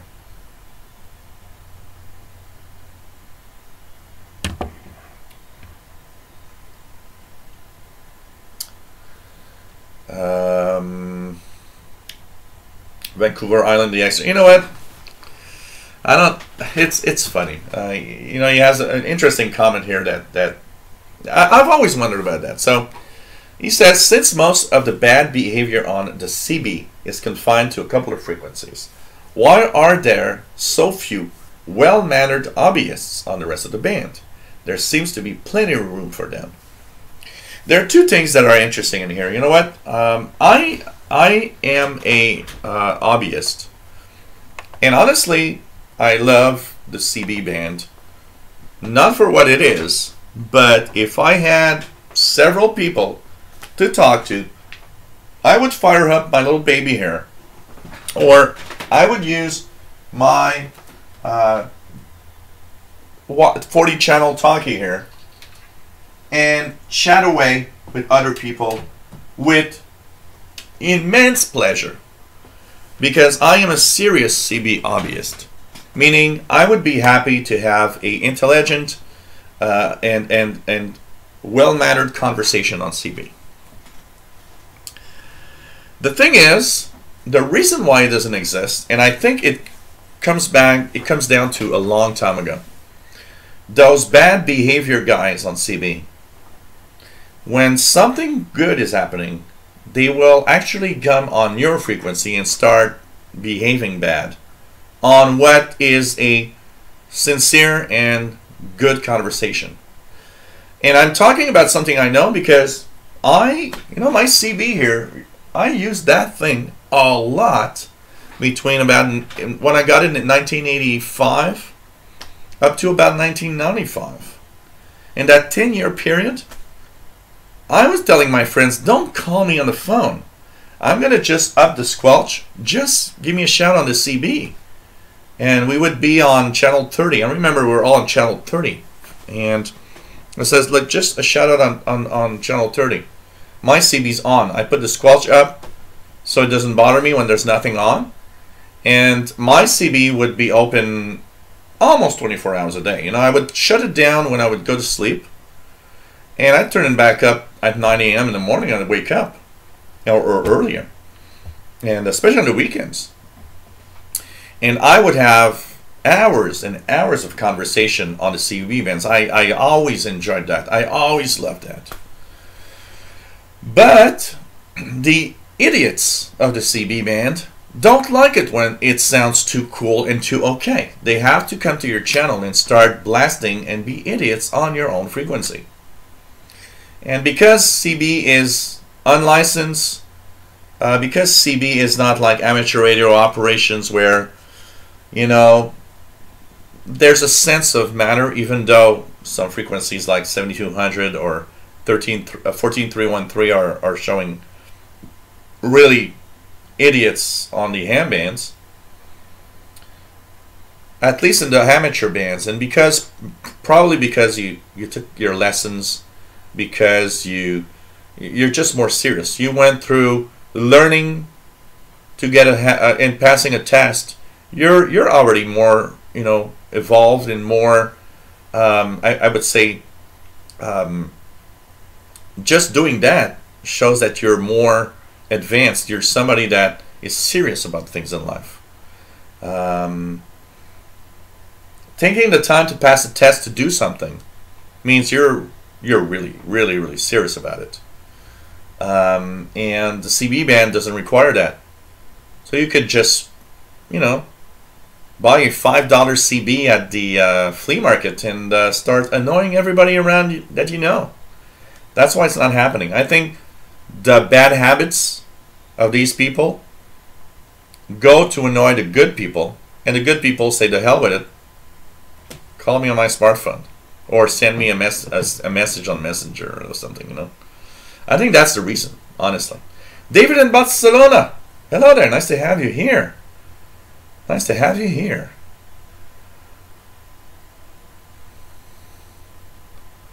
Yeah, it's true that single sideband for voice communication would use less power. It would also allow more channels within the aeronautical band, and even have further away communications, probably radioactive. But it's crazy. RWM Strong on 9996. Let's try it out here. 9996. Can I hear that thing?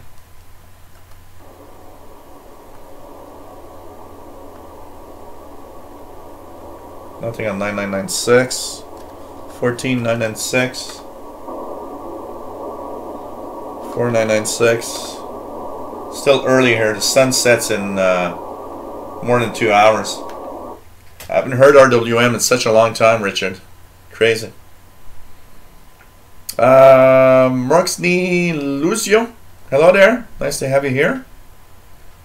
Someone on 9800, probably Radio Cairo. Yeah, especially if it's super distorted.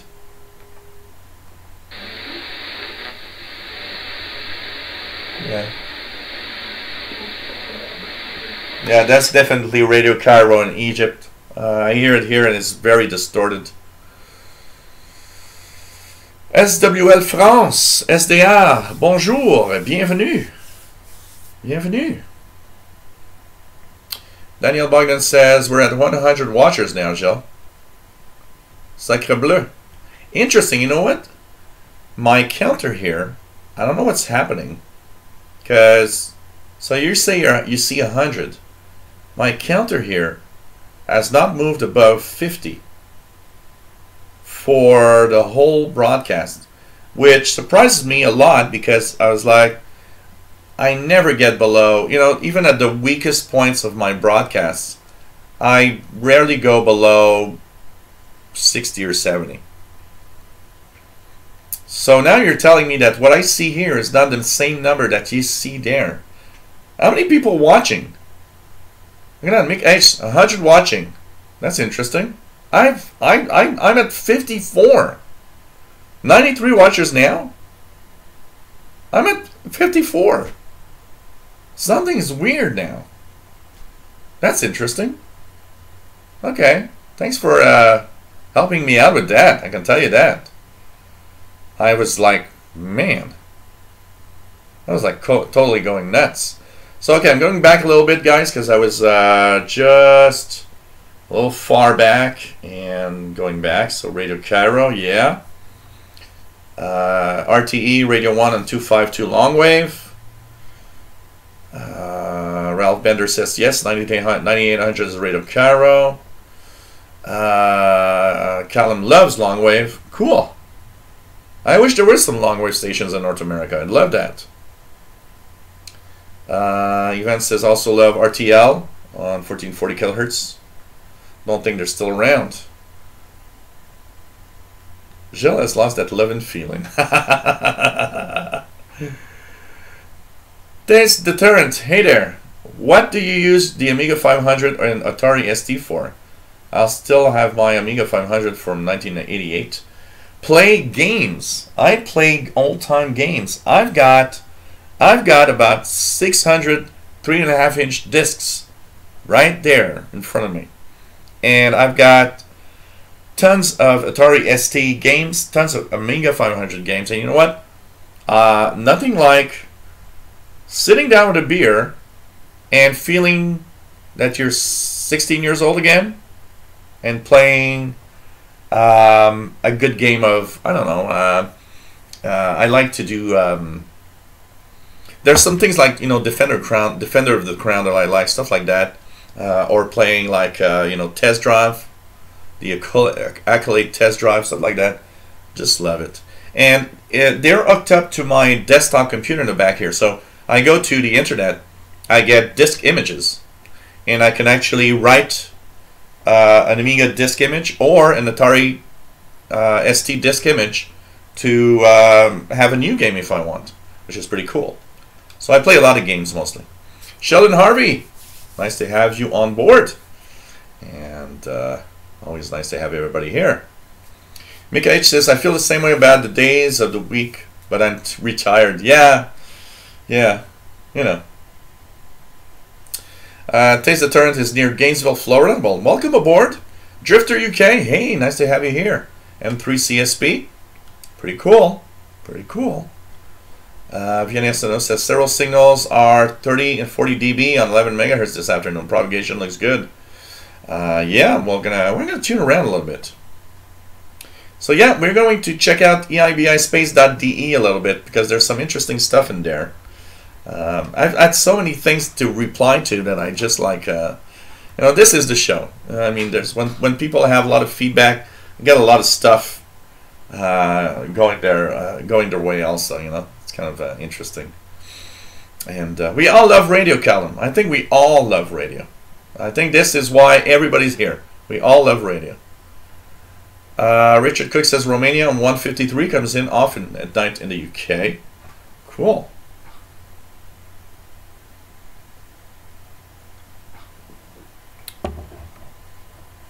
Danielle, you know what? The frequency, the website that PLF Radio put, eibispace.de, is one of the best if you want to have pretty much everything in the international broadcast by time, or if you want, there's also a frequency list so you can search for it.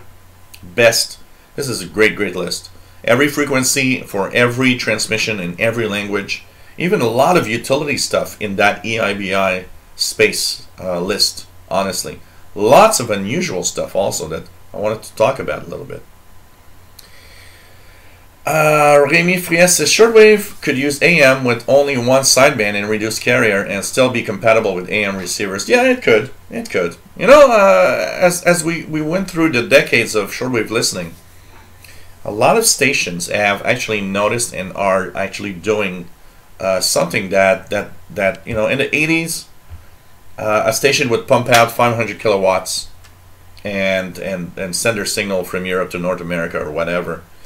But what's happening, thanks to Ralph Bender is sharing some beautiful websites, AOKey list, which is a very nice list, updated almost every day. Shortwave.info, eibispace.de. What's happening is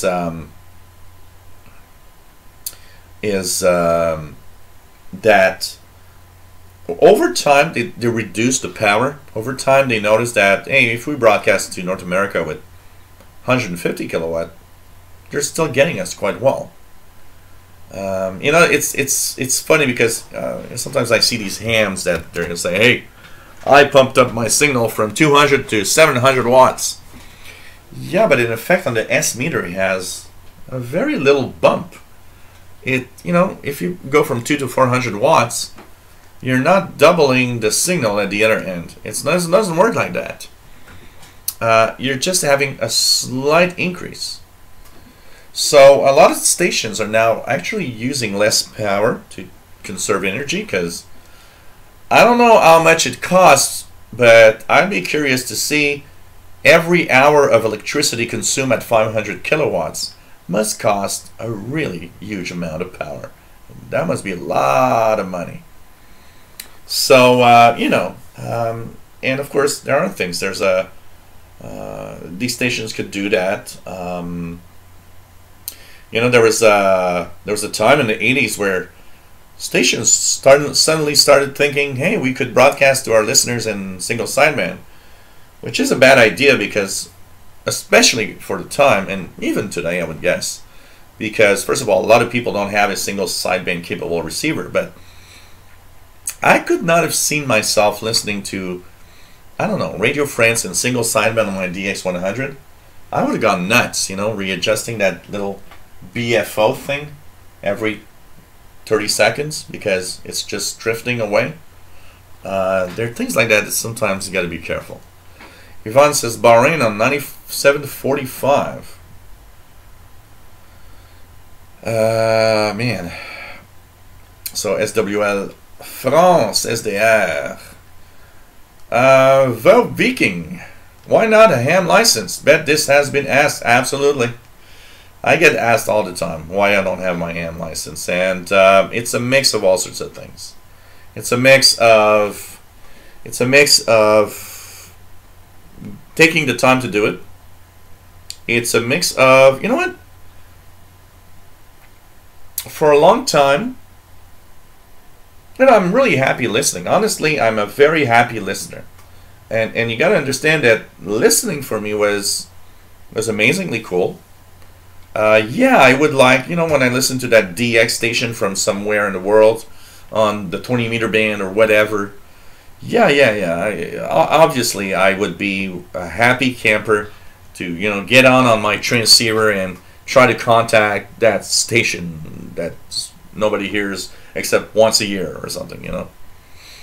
I would not be a rag chew guy, so I'm not going to sit down on a frequency and start talking for 2 hours on a ham ends. That would not be me. I would be one of those that wants to, hey, wow, okay, I've never heard, you know, Kuwait on the ham bands before, or never, you know, contacted Kuwait. I want to contact Kuwait tonight, that station's there. Or, you know, whatever. Then I would fire up night transceiver for that. But I get a lot of satisfaction from listening, which probably, I would say for a big part of it, made me stay a listener. It is true that a lot of ham radio operators were shortwave listeners before they got there.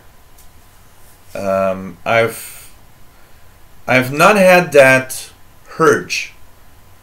It's a little more now because, you know, there's all these ham radio operators that are following me, and I guess, I don't know, my channel would maybe get a little more prestigious if I could say that I'm a ham radio operator. I don't know, but and you know, I could talk to you guys, or we could do tests and stuff. That would be kind of cool. But you know, for all of my life, you know, my sister was an amateur radio operator before she passed away, and I was listening all the time, and I, even with my sister as an amateur radio operator, even seeing what, you know, she was doing and all of that, and the awards she won for all sorts of things.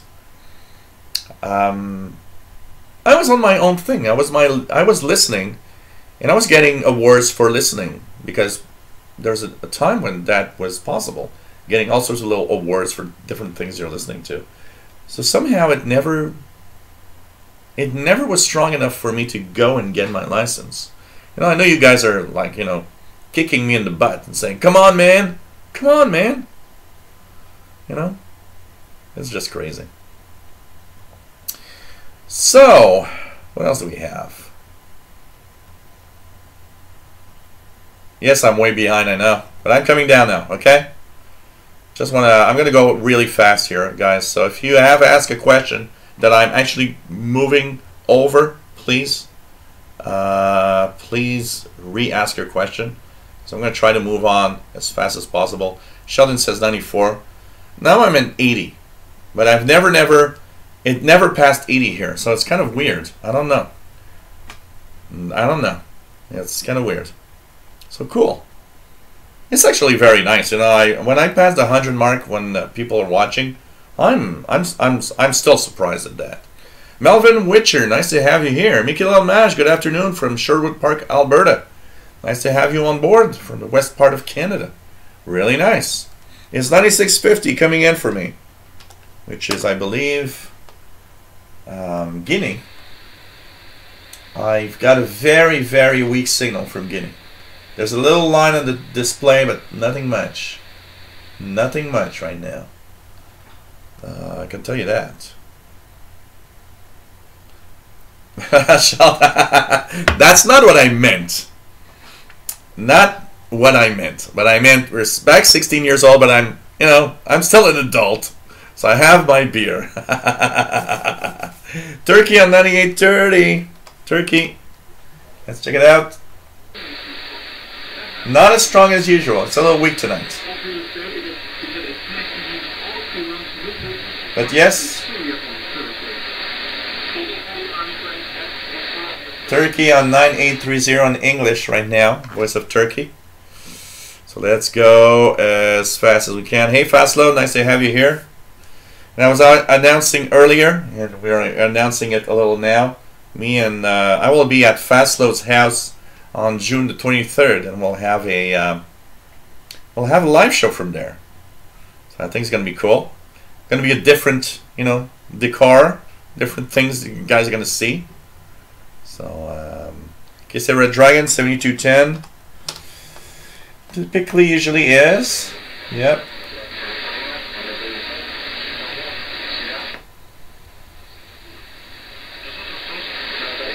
Radio, that's Channel Radio International from Albania Transmitter site. Absolutely. What else do we have? Cuban number 10715. Let's check it out here if I can hear something.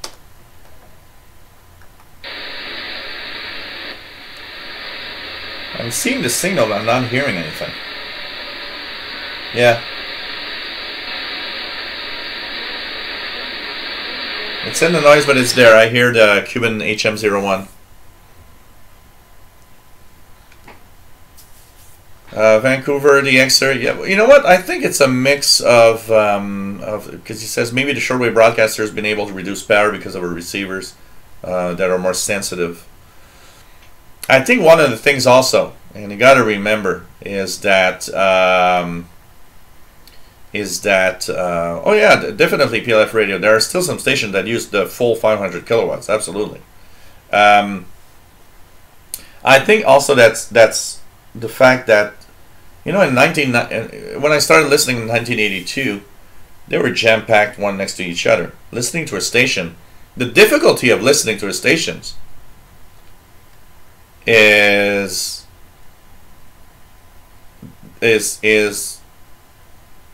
multiplied, because now it was like there was that thing jam-packed and squeezed in the middle of other signals. Today, it's not like that. So maybe that also helps in reducing power. You don't have to compete as much with other signals anymore. That's also something that's to think about. Super 20 Dan, it is 2200. It's 2207. Oh, I don't have the clock. I forgot to put the clock for you guys. Here's the clock. Here's the clock, everyone. I forgot to put the clock so you guys can see what time it is. It's 2207, 2208 now. And of course, there's the interval signal before it. Oh man. Yeah, it's a logarithmic scale. Max Edstrong. Ham transceivers are great for shortwave listening. Absolutely. Absolutely. They are amazing receivers. Absolutely. The only thing is, if I had a transceiver, if I had a ham transceiver, I would be very tempted in doing a pirate radio station. Shh, don't tell anyone. Blanchard says, yes, do it, Joe. Yeah. Long wave 162 cost taxpayers 13 million euros a year. That's about 20 million Canadian dollars.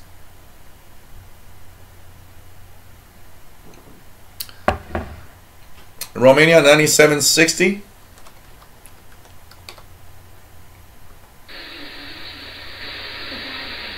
Yeah, not very strong. Signals are not super strong today here. I'm kind of wondering. Even my noise level is lower. I'm starting to wonder if there's not a problem with my antenna.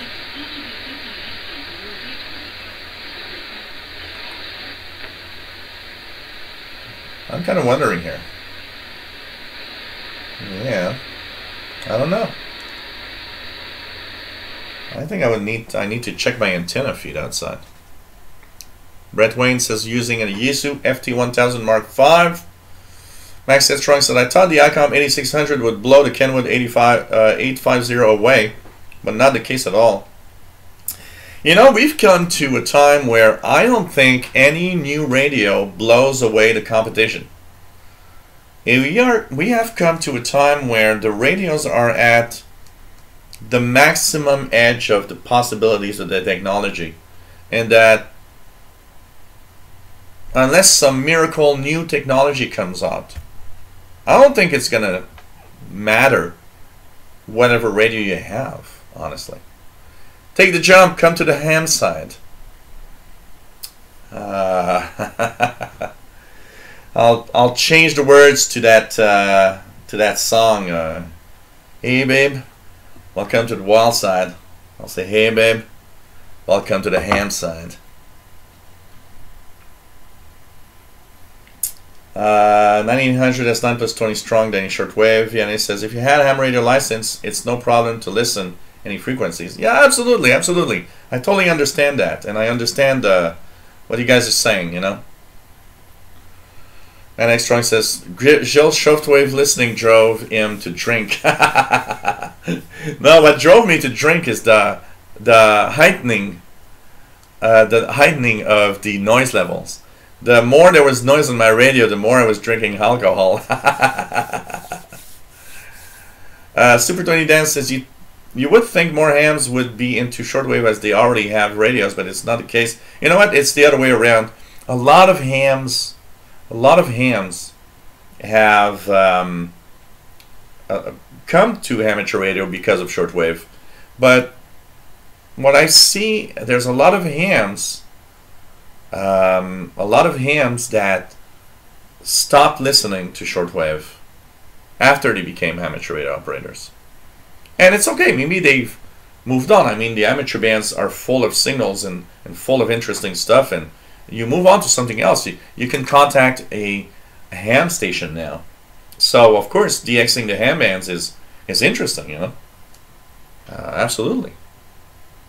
Melvin Witcher uses a Yaesu FT747. Radioactive's got an ICOM IC. Let me go down here. 7200. Vienna Astano's using a ICOM IC751, but for the most part, ICOM IC7100.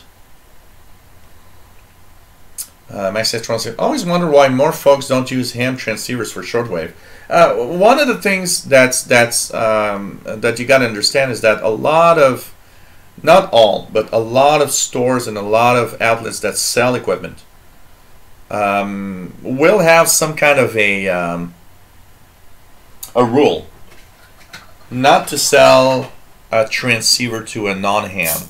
So a lot of the stores will actually ask you to provide your ham license before they sell you one. It's not required. It's not something that you have to do. I think it's something that they just decide, well, you don't want any idiot having a transceiver and starting to transmit whatever they want over the ham bands. Already we see it in the lower part of the 10 meter ham band. Some people in the 11 meter band, you know, above the just above the CB band and below the 10 meter ham band. But there's a lot of out of banders there. Some actually go within the 10 meter band from time to time, which makes ham go crazy, and it's justified. I mean, it's a ham band, you know. Hey, you've got all that spectrum where you're just, you know, chatting away and doing your thing. Don't annoy the ham bands above it, you know. It's crazy. But I think that's one of the reasons. And the reason that you got to remember that the majority of shortwave listeners don't have very expensive equipment. You know, not everybody has the $2,000 radio sitting on their bench. You got to be a real fan. Honestly, if today I had the money and today I wanted to buy a radio to do shortwave that would replace this ICOM, even if I'm not a ham, if I was able to get my hands on a transceiver. I would probably prefer to have that, and I would actually know that if I do become a ham, I already got what's required to become an amateur radio operator. I got a transceiver, which is a big part of it. You know. Vancouver Island DX is back when I needed good selectivity. I could not afford it, but now I can afford it. I don't need it. It's stupid, but it's that. I mean, in the 80s, when you'd listen to shortwave, your radio needed to be really, really good in selectivity so that you could actually get all of these, stations that were, I remember when I got my Kenwood R5000 in 1990. I remember I had the stock, because when I bought it, the guy had the YK88 something filter for AM to replace the stock filter, and he had not installed it because he didn't know how it worked. So when I bought the radio, I tried it with the stock filter, which is the crappiest thing you could ever see on a $1,200-$1,300 radio. I mean, I would have been ashamed, being in Kenwood, of selling such a radio with such a crappy AM filter. I mean, it was so wide that it was impossible to DX with the default filter. So when I actually started tuning around the first night, I was like, man, this is crap. And after an hour, I opened up the case and I looked inside and said, okay, where does the filter go? And I said, oh, okay, you got to remove the one that's already there and put the YK88 whatever.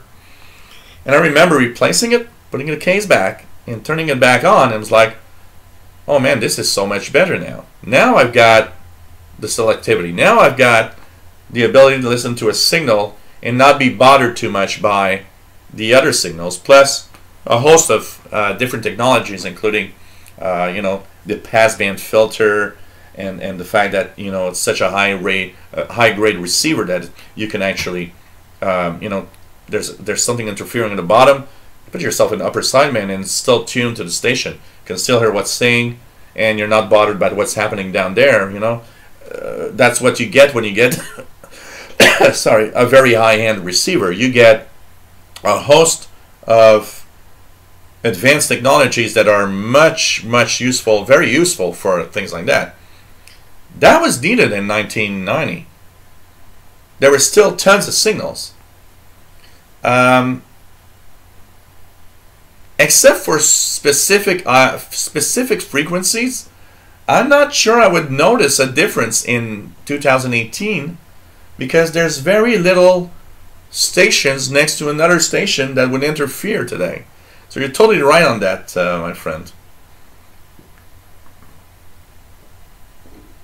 Charles William, 10715, radioactive also.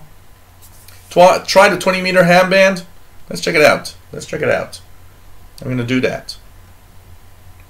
Going down slowly. I'm close to the end here, so it's not too bad. Vianney Arsenault says 9760, really strong signal. Okay. Not super strong. You know what? I'm wondering if my antenna doesn't have a problem. Because my S meter is lower than usual. I'm wondering if the pop, I heard a pop and there was a lot of wind this week. I think that it did something. Yeah, Lou Reed. Yeah.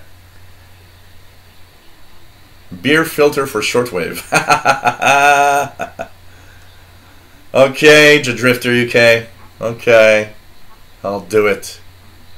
Siri going again, crazy again here. Hey Siri, what is amateur radio? How many of you did you Okay, Google. What is amateur radio? I don't understand. Okay, Google. What is amateur radio? According to Wikipedia, amateur radio describes the use of radio frequency spectrum for purposes of non-commercial exchange of messages, wireless experimentation, self-training, private recreation, radio sport, contesting, and emergency communication. Well, that's a lot of information in a short span of a paragraph. Man, Richard Cook says Spain is broken as I only have an empty carry on 15520. Yeah, I heard them earlier. Earlier they were okay. I don't know if it's still on or they've removed themselves, but yeah. Well, there is a signal. I get an S9 empty carrier here, so that's probably Spain still. The carrier's still up. Instead of having, usually they have their interval signal. Rolf Bender, take care. Thanks for the donation, by the way, at the beginning of the show. It's always nice to have you on board. And good night from Germany. Always nice to have you here. David says, I'd also like to become a ham before the year ends, if possible. Although before that, I'll need to replace my current 1.6 meter wire antenna with something suitable for transmitting. So, Vancouver says ham transceivers usually require a power supply that is not included in the price, and they require more current in receiver mode than dedicated shortwave. Well, they have more circuitry. Hey, take care, PLF Radio. But you know, even the I don't really care about that. I would, you know, I need to buy a power supply anyway soon. Some Olivia mode. Apparently on 14072, says Casey Red Dragon. Okay. What else do we have? So take a walk on the ham side. That's what he's saying. Hey, babe, take a walk on the ham side. Hey, darling, take a walk on the ham side.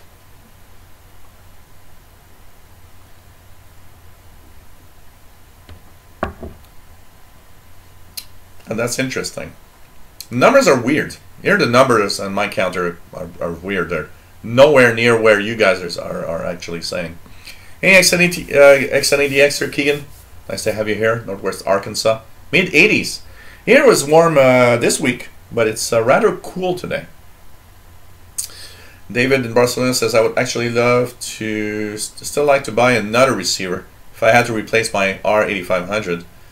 That transceiver the likes of the Yaesu FT857, 897, and Icon IC7000. These are nice radios. Yeah, they all quote Wikipedia. They all do that, honestly. They all do that. They just go to Wikipedia. It's the easy thing to do, you know. Just crazy.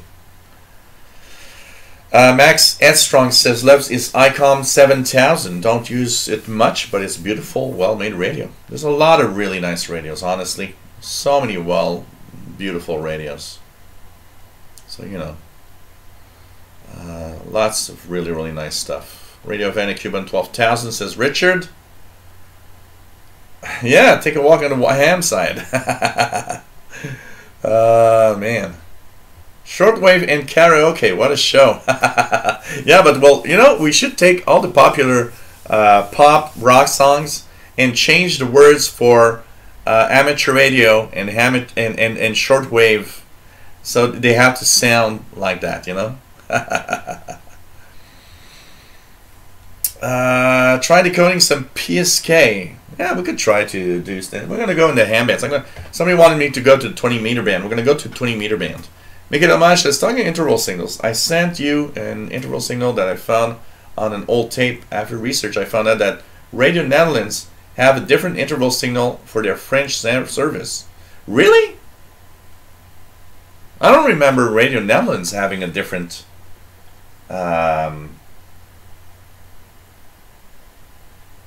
interval signal. So let's check out intervalsignals.net. Really? I don't. What the hell is happening here? Intervalsignals.net is inaccessible. Is the site down? Let's just check it out here. Because I don't remember the French language service of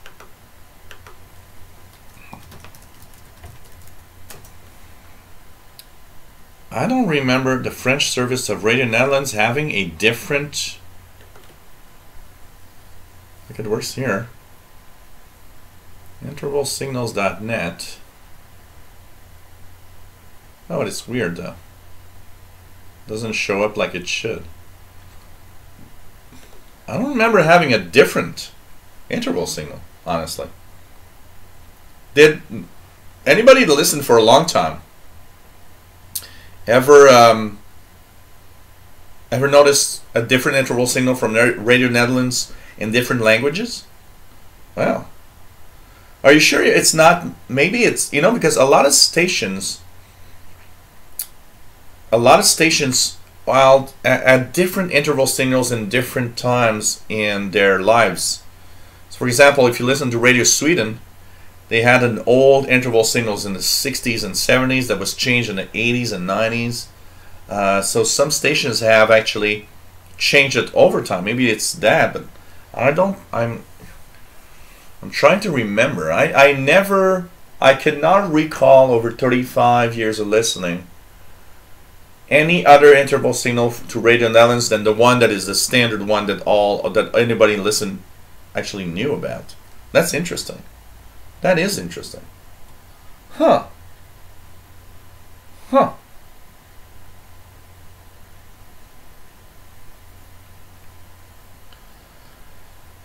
Stereo 11 talking about DAB quality being rubbish. I think we're in all these digital modes for broadcasting, DRM, DAB, trying to sell us new radios. I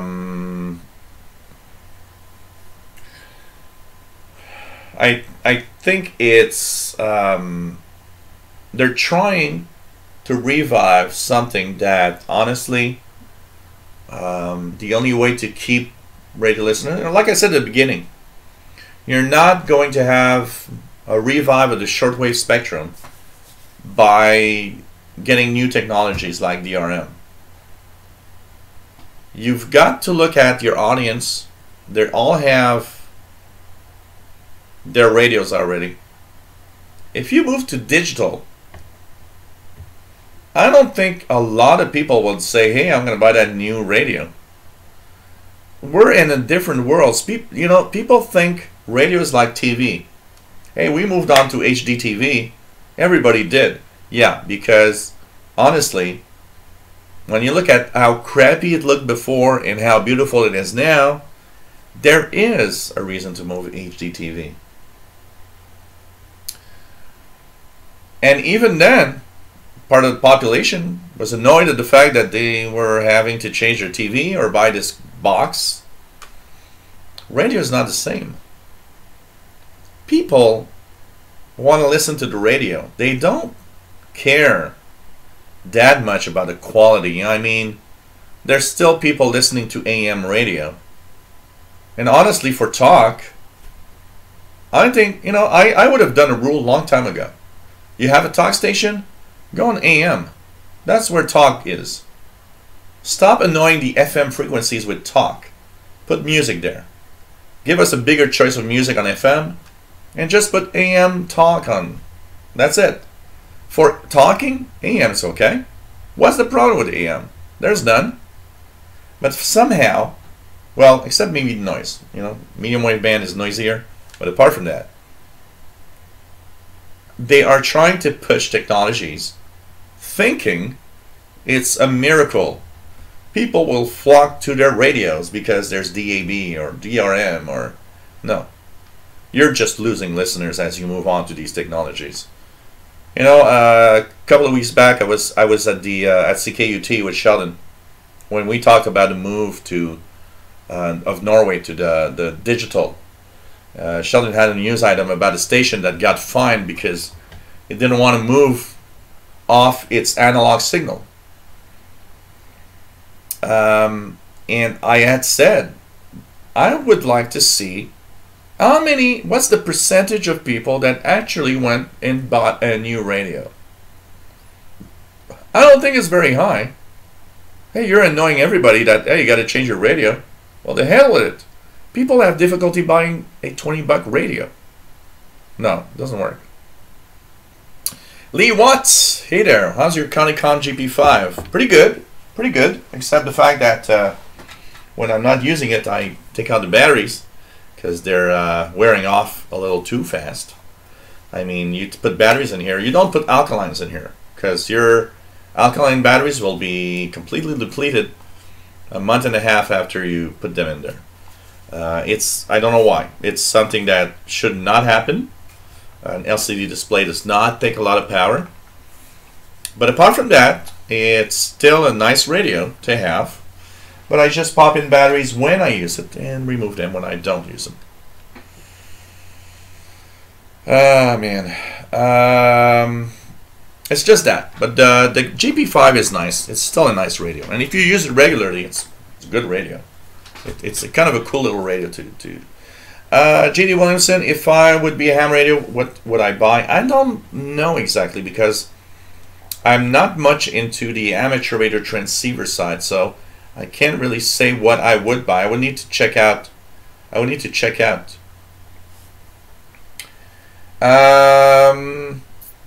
know what, Mickey? I'll send you. Okay. What I'm gonna do, Mickey? I'm gonna send you a alternate email because I did not get it. Or did not see it where you sent it.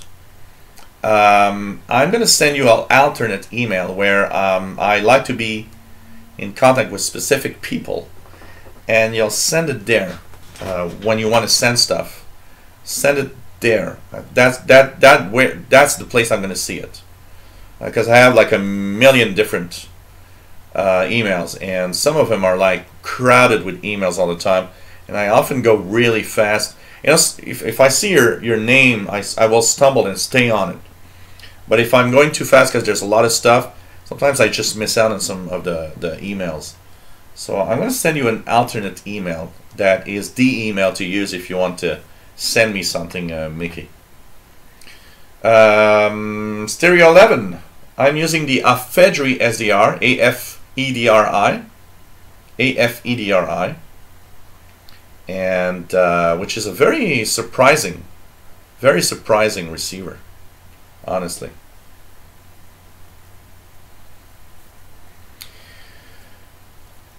Turkey has been using their old interval signals occasionally. Oh, really? Have you heard their old interval signals lately, Richard?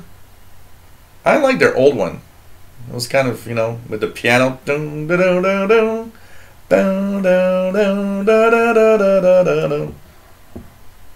Anyways, I'm just humming Turkey's interval signal, like I'm humming a tune, you know.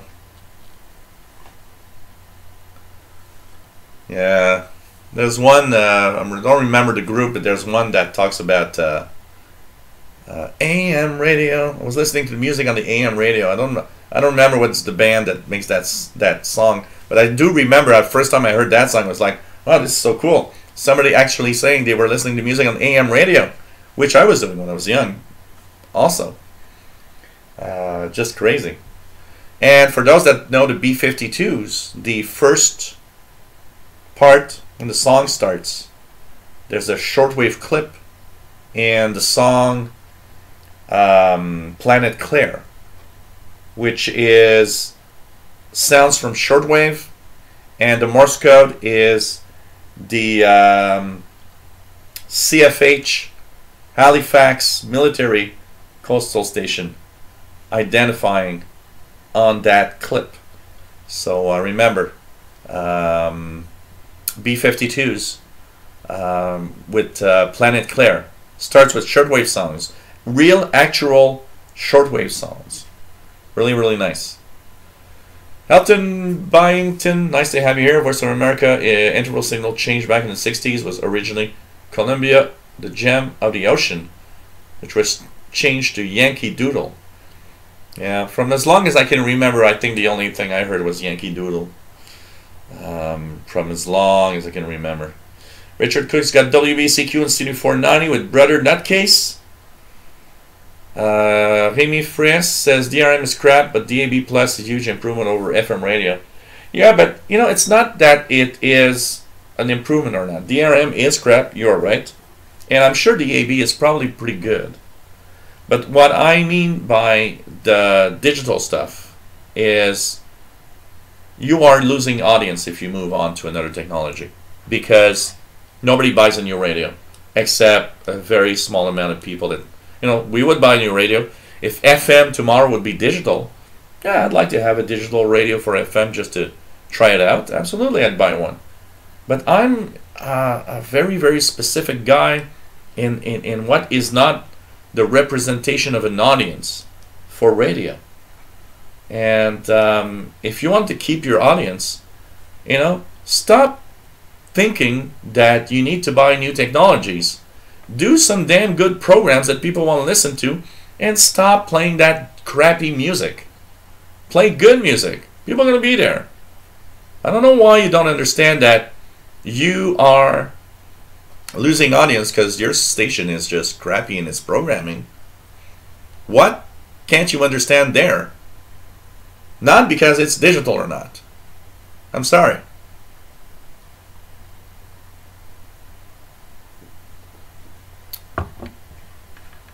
Would I like a cheap China or shortwave radio that doesn't work? I don't know. When they're when they're really cheap, like the below $50 type, I just buy the ones. I just buy them. Honestly.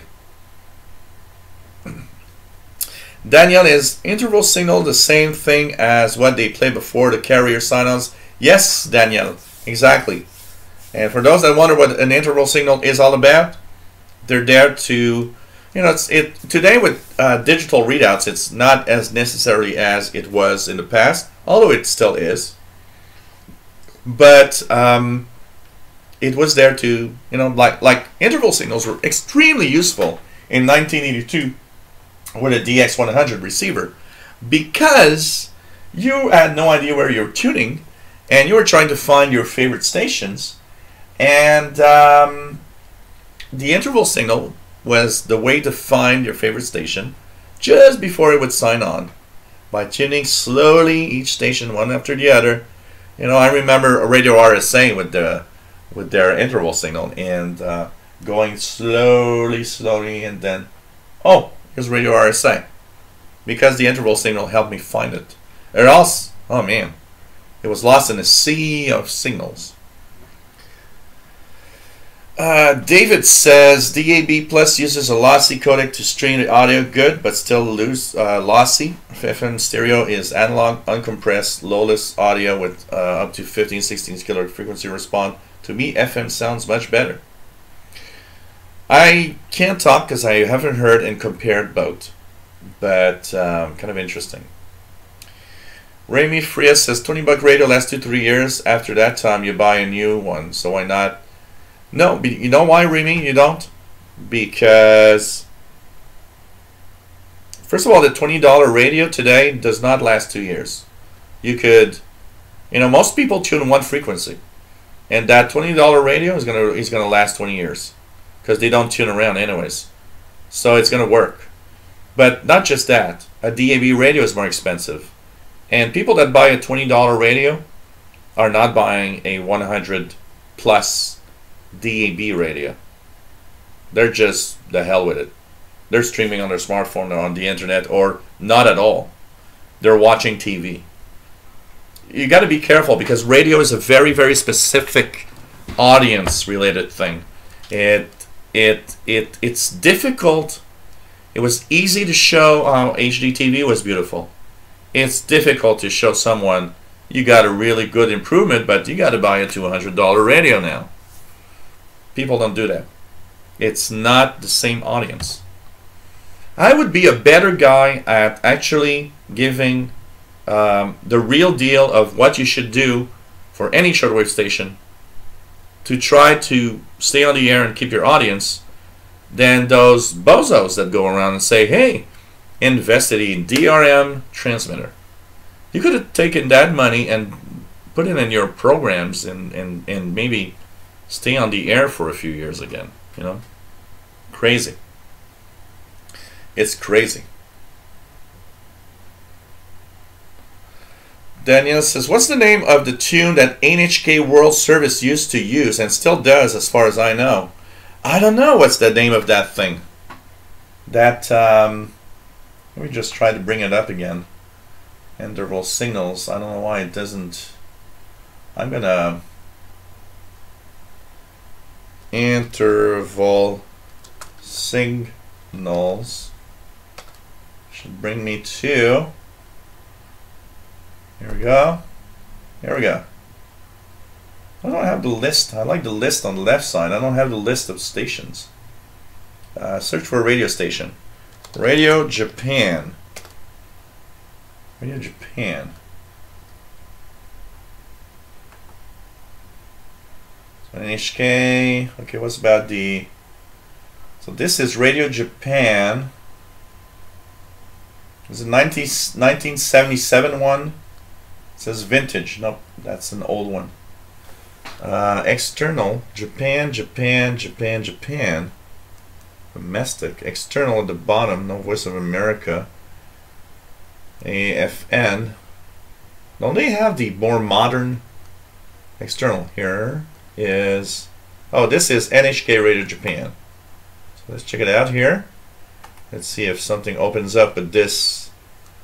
Yeah, I know it needs a update. And oh please, no. I don't want to have the update. Nope. Okay, let's start it again. And see if I can get it again. So here.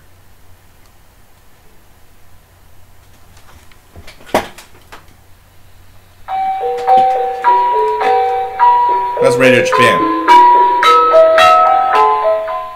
この放送は NHK ワールド国際放送ラジオ日本です。東京からお送りします。This is Radio Japan, NHK World Network Tokyo. I don't know what that is exactly. NHK World, émission internationale de la NHK.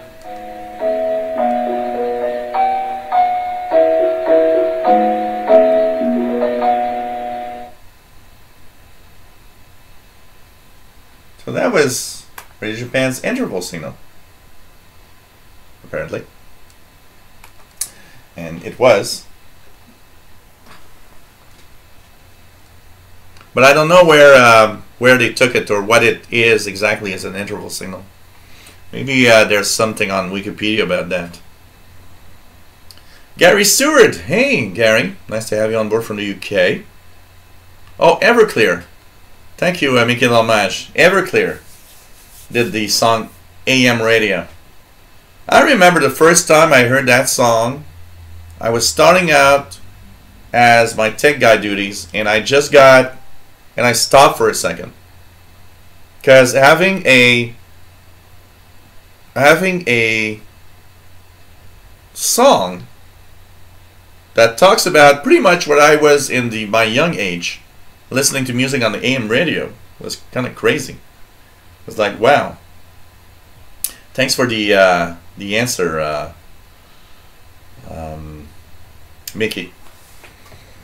Vancouver Island DXer says, one afternoon several years ago, I went to the effort of decoding DRM from Radio New Zealand. It was a novelty to hear them with FM quality, but the thrill quickly wore off, and I never listened to DRM since. DRM's waste of money and time. It's very difficult to get a very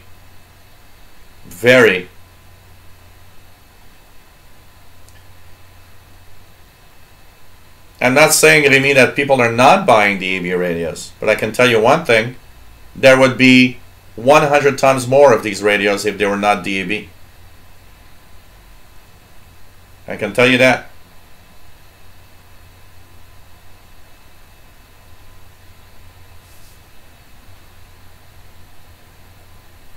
F. Blassie, hey there, nice to have you here.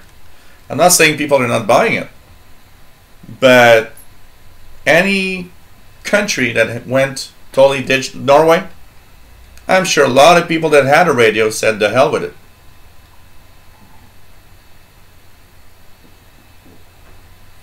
Yeah, these are kind of computers. Mick H says the one major problem that I have with DAB radios I've owned is the need to hardware reset every few months. And that's the thing, because you know DAB radios, you gotta remember, are kind of small computers. they have to decode a digital mode in order to give you the audio and everything. And you know, from time to time they get buggy. It's a little computer and a radio. You know, on my sentient internet radio here, that is that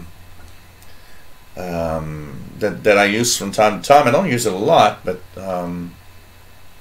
I mean, you listen to streams and, you know, suddenly, oh, the sound goes away, and you know, you're listening in, sound goes away, and you notice the radio says, oh, it's restarting. Why? Because it bugged, or the stream made the radio unstable. These are small computers that are designed to listen to these things, you know.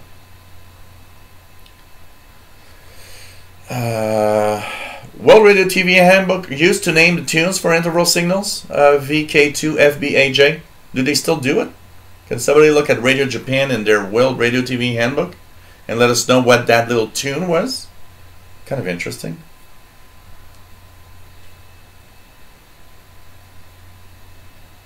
J.D. Williamson says DAB came in the Netherlands 14 years ago. Still are listening to FM in the car. Yeah, you know. Keegan says WWV on 25 megahertz at 0728 UT on May 9th. Wow.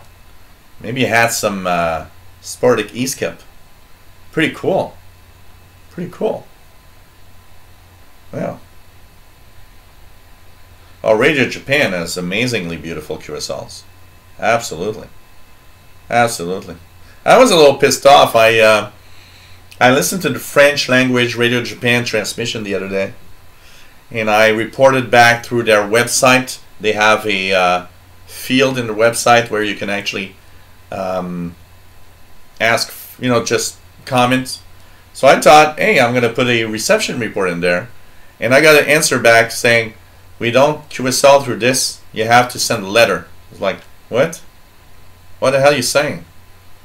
So it's like, okay, well, anyways, I'm listening. Yeah, Iran has different interval signals. Actually, Iran has different interval signals because they have different services, I believe. So there's Voice of the Islamic Republic of Iran, but there's the Voice of Justice. These are two different services from the same station, and I believe they have different interval signals, but they're the same guys, honestly.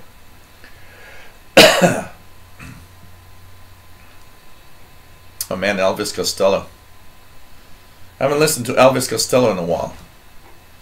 David says the only DRM signal I've ever been able to decode was the Voice of Nigeria, only because they're very low bit rate.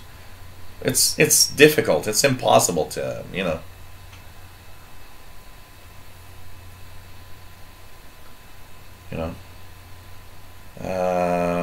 Kazoe Uta traditional counting song. Oh, thanks. VK2FBAJ has answered our question.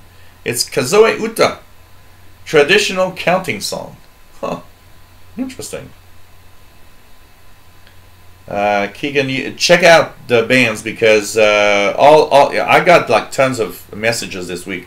People saying, man, E-skip, 6 meter bands open, 10 meter bands open. Crazy. Keep an eye up. Let's just try it out right now. Go to channel 6 on the CB band, just out of curiosity here.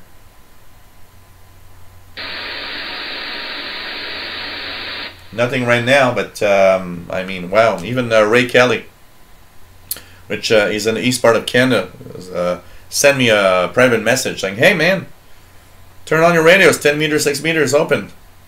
So it's the time now. Brett Wayne says, I would get a Kenwood TS590 SG. It is under 1,000 US used and has great reception, great receive, KC2 and XP. I'll check it out, you know. Right now I gotta buy a $1,000 fridge, because mine is actually going out, possibly. So we'll invest a $1,000 fridge before a $1,000 radio. I don't think, you know, hey, you don't have a fridge. Well, I bought a shortwave radio. I don't think that would pass. Ah, man, you're watching the Shortwave Show at 2 hours and 40 some minutes, 49 minutes. and hope you're enjoying the show. Lots of interesting comments and questions, interactions today.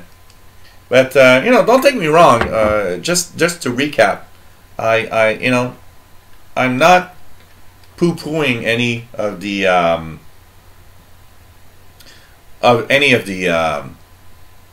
digital technologies except DRM. DRM is poo-poo, and DRM is really the worst crappy digital thing I've ever seen. And it shows that somebody somewhere sold. Obviously, somebody made money to push a technology that is the worst possible technology. But on local broadcasting, okay, what I would say is, yes, go digital, but don't cut off the analog. Okay? I think that there's a big chunk of the population that will not want to buy a DAB radio. And the only reason a part of the population moved there is because they wanted to listen to their favorite guys on the radio talking, and they were forced to pay to buy a DAB radio. And that is not what I find interesting. If you really like your technology and think it's so good, keep both alive, analog and digital. If everybody goes to the digital, well, be it. Be it. If you look at HDTV, if you would have kept analog and HD, part of the population would have stayed on analog, obviously, because there were tons of analog TVs on there that were working perfectly right and still would work today. And those that watch movies, those that are a little more tech savvy, a little more advanced, would say, well, I want to have that HDTV because I want to watch those clearer, better movies and signals, and I want to have a better picture, and they would have moved on. It's all in. It's crazy because it's a question of money, and when they push to these things, it's like, yeah, okay. There's a reason why that Norwegian analog station wanted to stay on.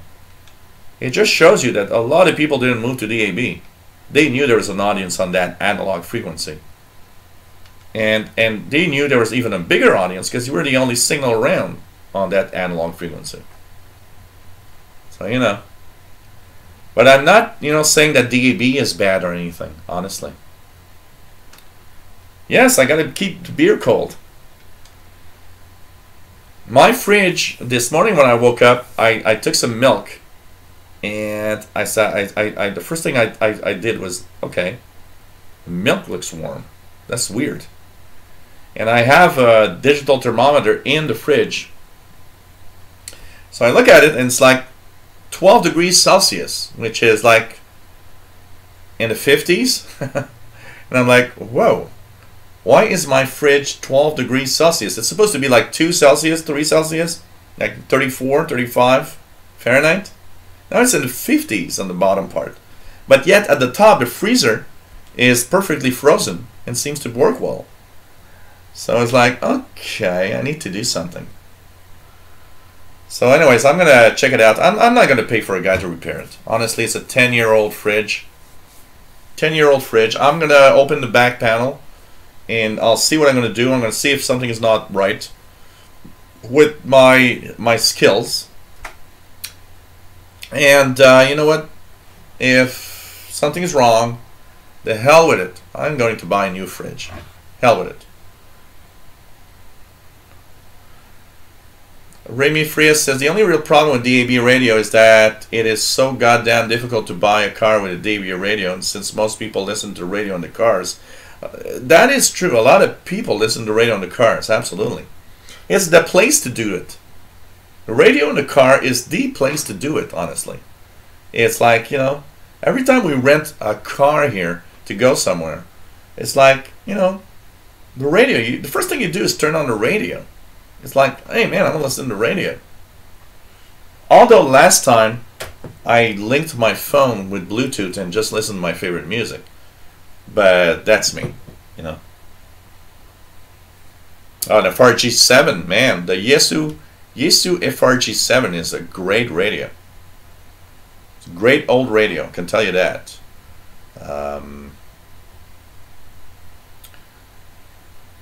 Answering back to Max S. Strong. An old Yaesu FRG7 is a really beautiful radio. It's a beautiful radio also. It has an amazing look.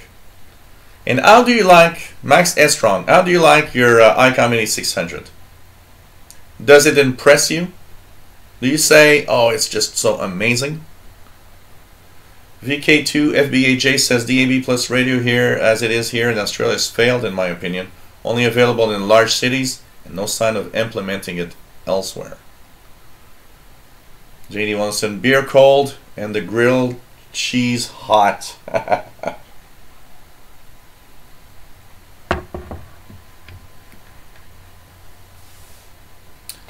VK2 FBHA says traditional the guys that I work with in the construction industry need to listen to their phones or traditional AM FM.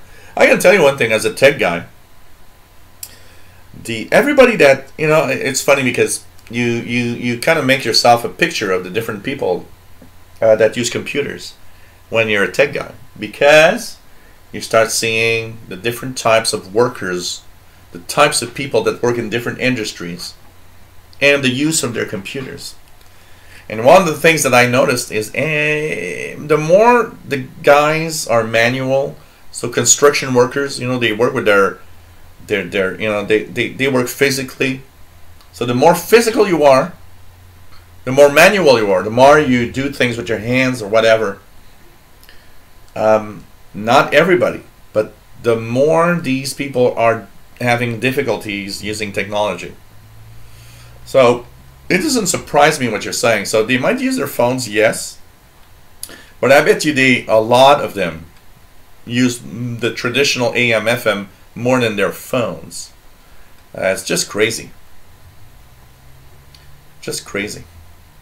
Where did that old grunting come from? That is so story short, Fastlow that was in the chat room earlier that I will be doing a live show with on June 23rd at his house, had this just before Christmas from his stepdad or something like that, and he sent me a picture. He sent me actually a picture on my phone because he knew I would actually drool over the radio on my phone, and I did. Because when I saw it, I was like, man, you lucky bum. That is so amazing. So, Fastload is a technical guy, and he loves to play around with electronic stuff, but he loves to also see how things are made and constructed. He's very, very, he's good at that, and he's like, one of the things he likes is seeing the insides of everything, and so he cleaned up the radio and looked at the insides and how it works. What was it? A couple of days before Christmas, or a week or two before Christmas? Yeah, because that's the day I invited him to my Christmas party, and it was not because of the radio, honestly, because I wanted to invite him to the Christmas party. He said, I got something for you. I went to the karaoke bar where we hang out because we have a common friend there. And he says, wait here. And he comes back and he has this and he puts it on the table. And I'm like, wow, this is so beautiful. And he looks at me and says, it's yours. And I said, what do you mean it's mine? And he says, well, you know what? I won't use it. I opened it, I cleaned the contacts, I looked at how it was built. It's an amazing thing. But the first guy I thought that would actually use it is you. Because he thought, if I keep it, I won't really use it. It's going to stay there on the shelf. And he said, the only guy I know that might use it actually, because he wanted somebody to use it, not to have it as a display, it was me. So he said, it's yours. And I was like, whoa, that was so amazing. And it's like, this was the best Christmas gift ever. Well, not ever, but for this year at least. So you know what? I'm happy, and actually I use it almost every day. So if he's wondering if I use it almost every day. And I put it here because I wanted you guys to see it, because it's a nice piece of equipment when I actually do a show. But in reality, it's in the kitchen, because I listen to shortwave on this while cooking food, for example, or the barbecue in the backyard. So that's where it comes from. The official refrigerator channel. And now you will remove the condenser and clean it thoroughly with a little brush. You now need to look at the fan. Is the fan okay? Here's how you look at how the fan works and if it's still good. Oh man.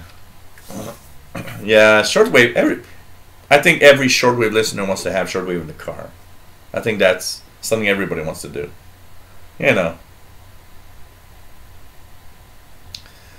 I think that's just cool. Daniel says, thanks so much for the trivia trackdown of NHK. You folks are the best. Absolutely. This is the best. The chat room is the best chat room ever. I mean, there's nothing better than all the people here. It's just an amazing place to be. I can tell you that. Max Edgelong said, I love the full spectrum coverage in Bandscope on the iComedy 600, but raw performance, I was a little disappointed. Yeah, that's what I'm scared of on these radios. And like I was saying earlier, we have achieved such a high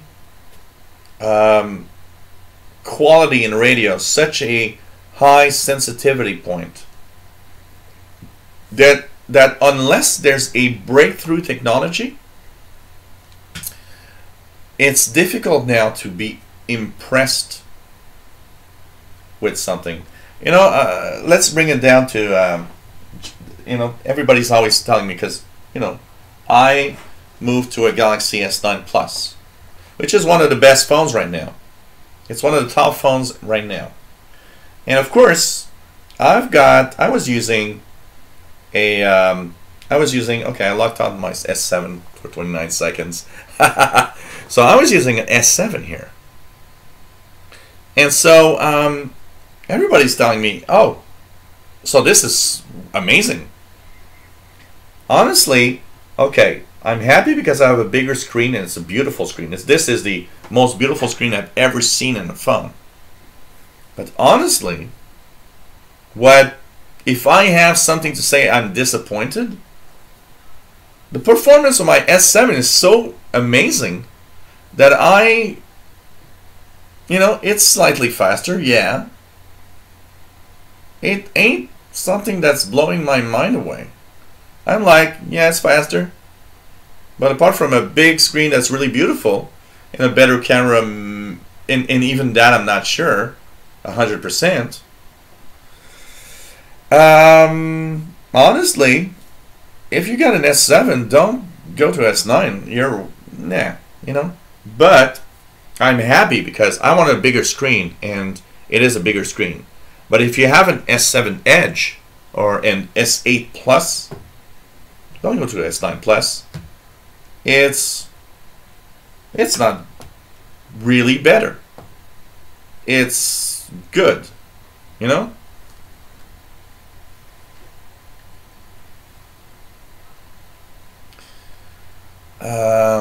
It's crazy.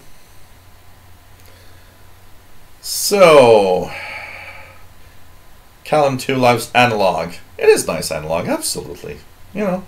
It's still good technology, honestly, in the analog radio. VK2 FBAJ says, I do agree, Dojel. I'm not surprised at the amount of people who say computers. Oh, that's beyond me. Yeah. It's very interesting because I could have written a book and analyzed the general population on their skills with computers, depending on what type of job they were doing.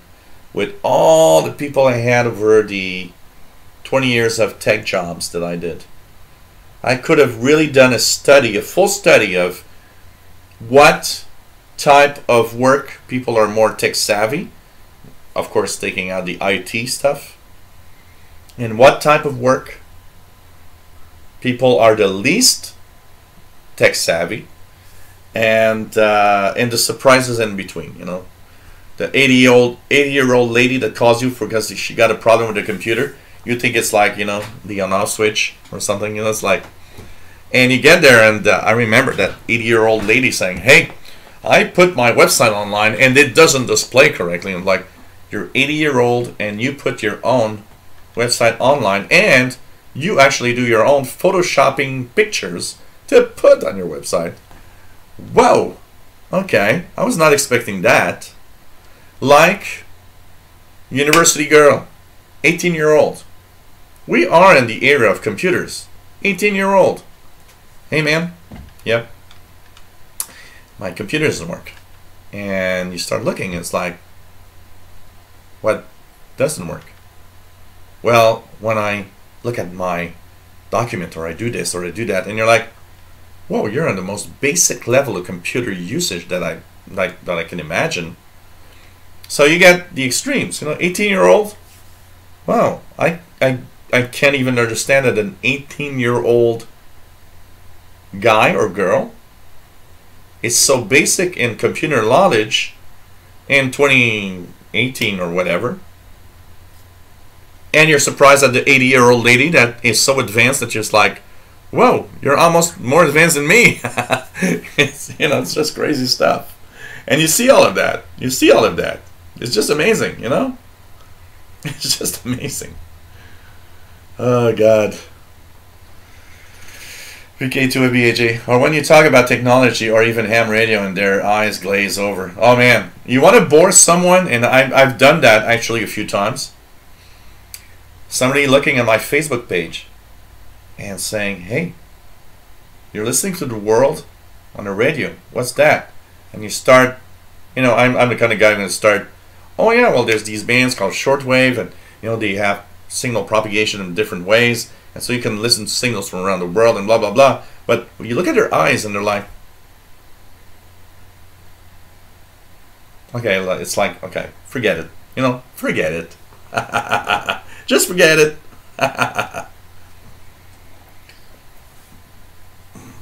Max S. Strong says, I have no regrets on buying the ICOM 8600, but it really isn't any better than my Drake R8B and Kenwood TS850 on mixed signals. You know, you are comparing this to big gun radios already. And Drake R8B and Kenwood TS850. I can't see much improvement, personally, that you can bring on any radio. You know, where it's different. And I think where probably your ICOM 8600 is amazing. It's because it uses technologies that those other radios do not have. It's a more modern receiver. It's honestly a software-defined radio in a box. The ICOM R8600 is a software-defined radio within a box. It's a computer with a software-defined radio. But they put it in a box so it looks like a radio, and you got the knobs in the front. But honestly, you know, when I got the it's exactly like when I got my R8500 here, okay? I had owned a Kenwood R5000 for 20 years. 20 years when I got that. Was I impressed with the performance of that thing compared to my R5000 on shortwave? No. Is it better? No.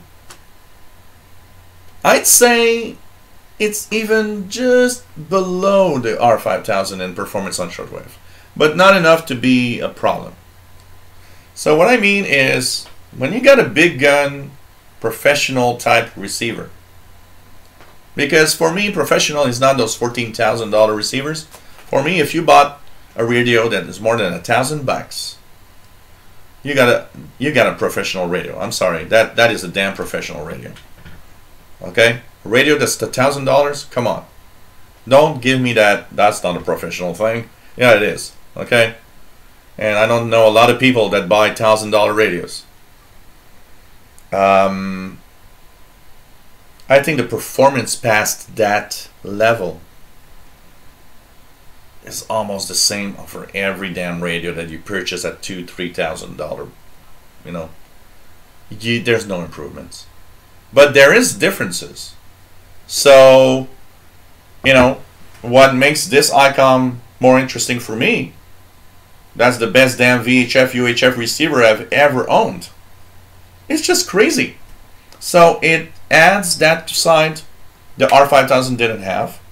And so that means shortwave is 95% of what the R5000 was. But VHF, UHF, the best ever receiver I've ever owned. All of that together, best damn radio I've ever owned. Because of all the bells and whistles. R8600, not impressed with the reception, but I'm sure you're impressed with everything that it can do that the others don't. So best damn radio maybe you own because it does so much more. It's not just a question of receiving signals. It's a question of everything that it can do also beyond the reception of signals. Wow, I'm really going there for my stuff. So, you know, I think that's the thing you got to think about, you know.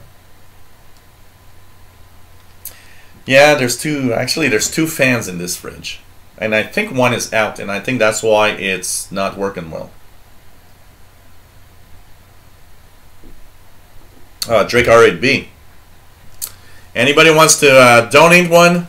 There's a beautiful spot here that I'm removing this shit and putting a Drake R8B right there. So anybody wants to donate one, I'll pay shipping. I don't think I'll have anybody to say that. No one's going to send me one. Take care, MDK2. Always nice to have you on board. Steve Kiris from Detroit. N8ODY. Nice to see you. Absolutely. Always nice to have you on board. Well, actually, it's the first time that I see you on board. It's always nice to have everybody. It's nice to see new names, honestly, also. New names. It's always cool. Always nice.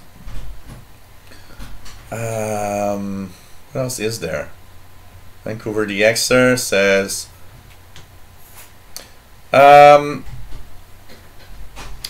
do I prefer EIBI over HFCC? Because it's mostly because of the way that it's presented to you. It's the way that I actually like it, and EIBI has some updates that are often a little better, more frequent. It's a question of preference. Honestly, it's really a question of preference. But I kind of like the EIBI better, simply, you know.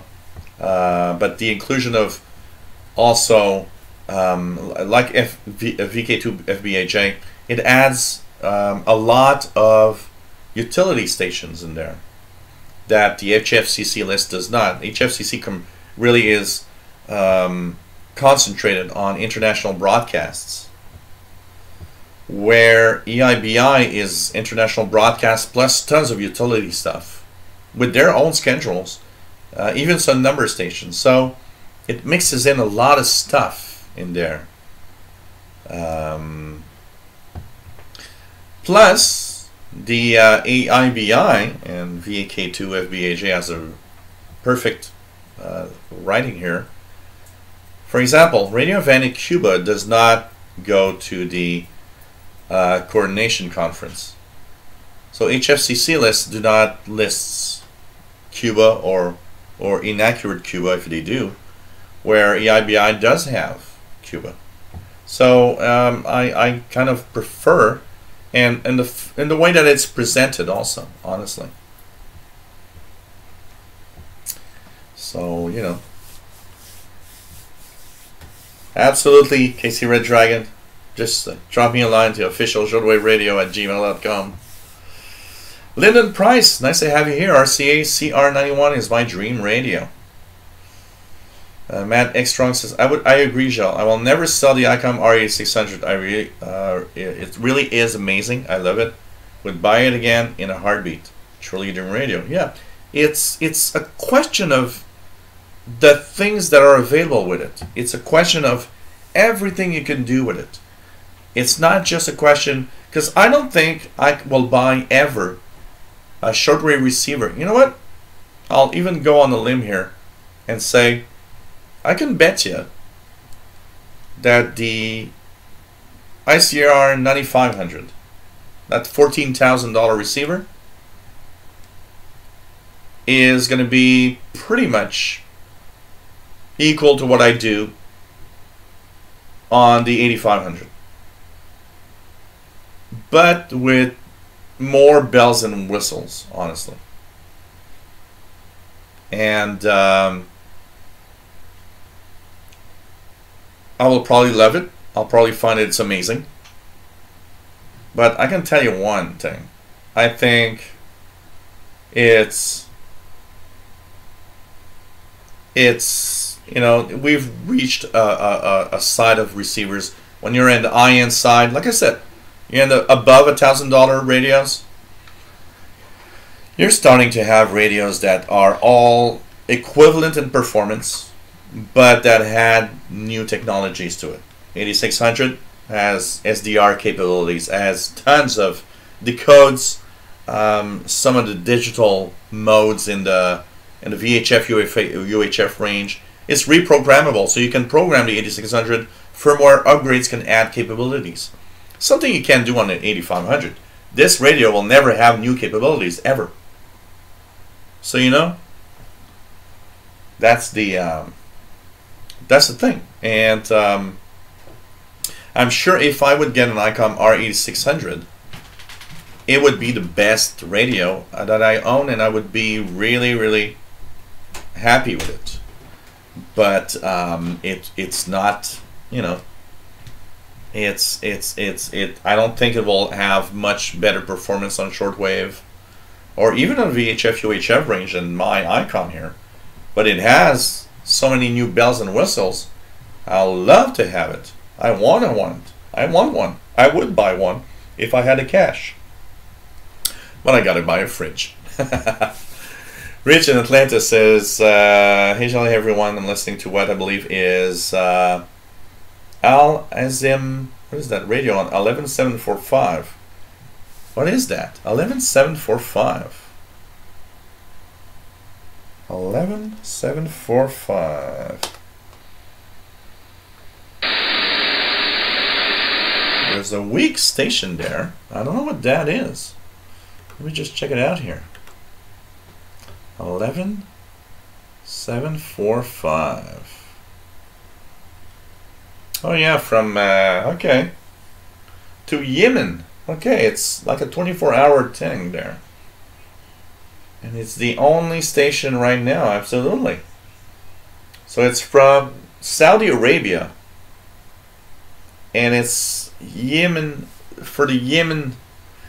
I remember reading an article about this, something like that. It's Saudi Arabia service to Yemen. Yeah, absolutely. But I remember reading a little something about that. But honestly, you know what? I hear a weak signal. It would be maybe the first time I ever hear that station, honestly, right now. So what's that here? Very strong on 880? For growth and sustainable. Radio Havana, Cuba, 11880, really strong right now in English. Issues arise from the challenges we have as a region with regards to communication, coordination, and cooperation. And these, fortunately, are all issues that we can solve. It will require us to work together. But I believe that more critically, it will require each individual member to have a specific responsibility to ensure that we play our part in promoting the integration that is going to be. So Radio Havana, Cuba, with some distorted audio, but still 11880 in English. Brett Wayne says 11745 is S5 in New York.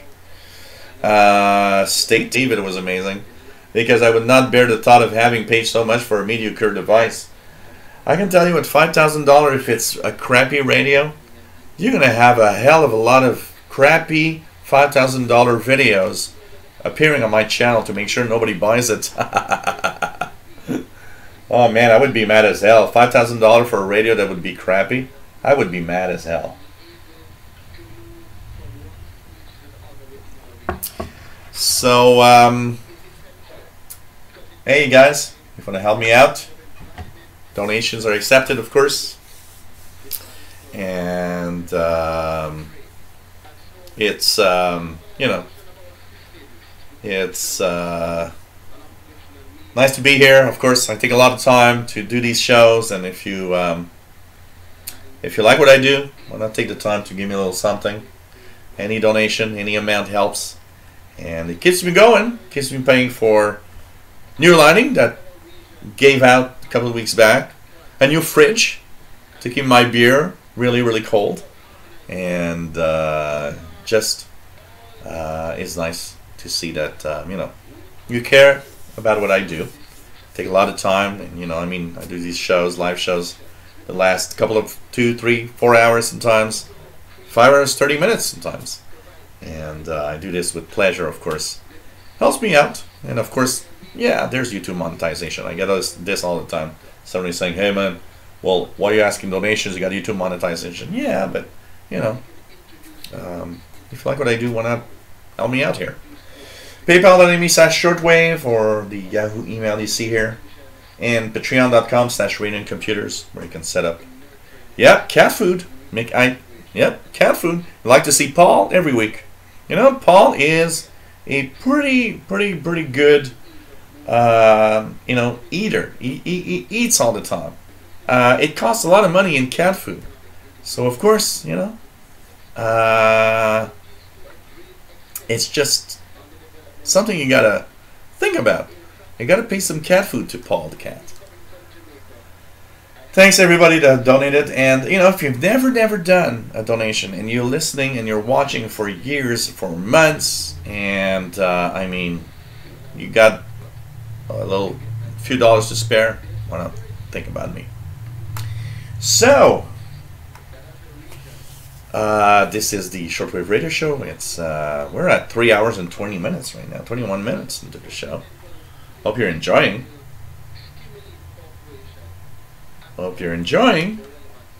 And we haven't even gone to the weird signals tonight. There's just too many things that we're talking about in interaction.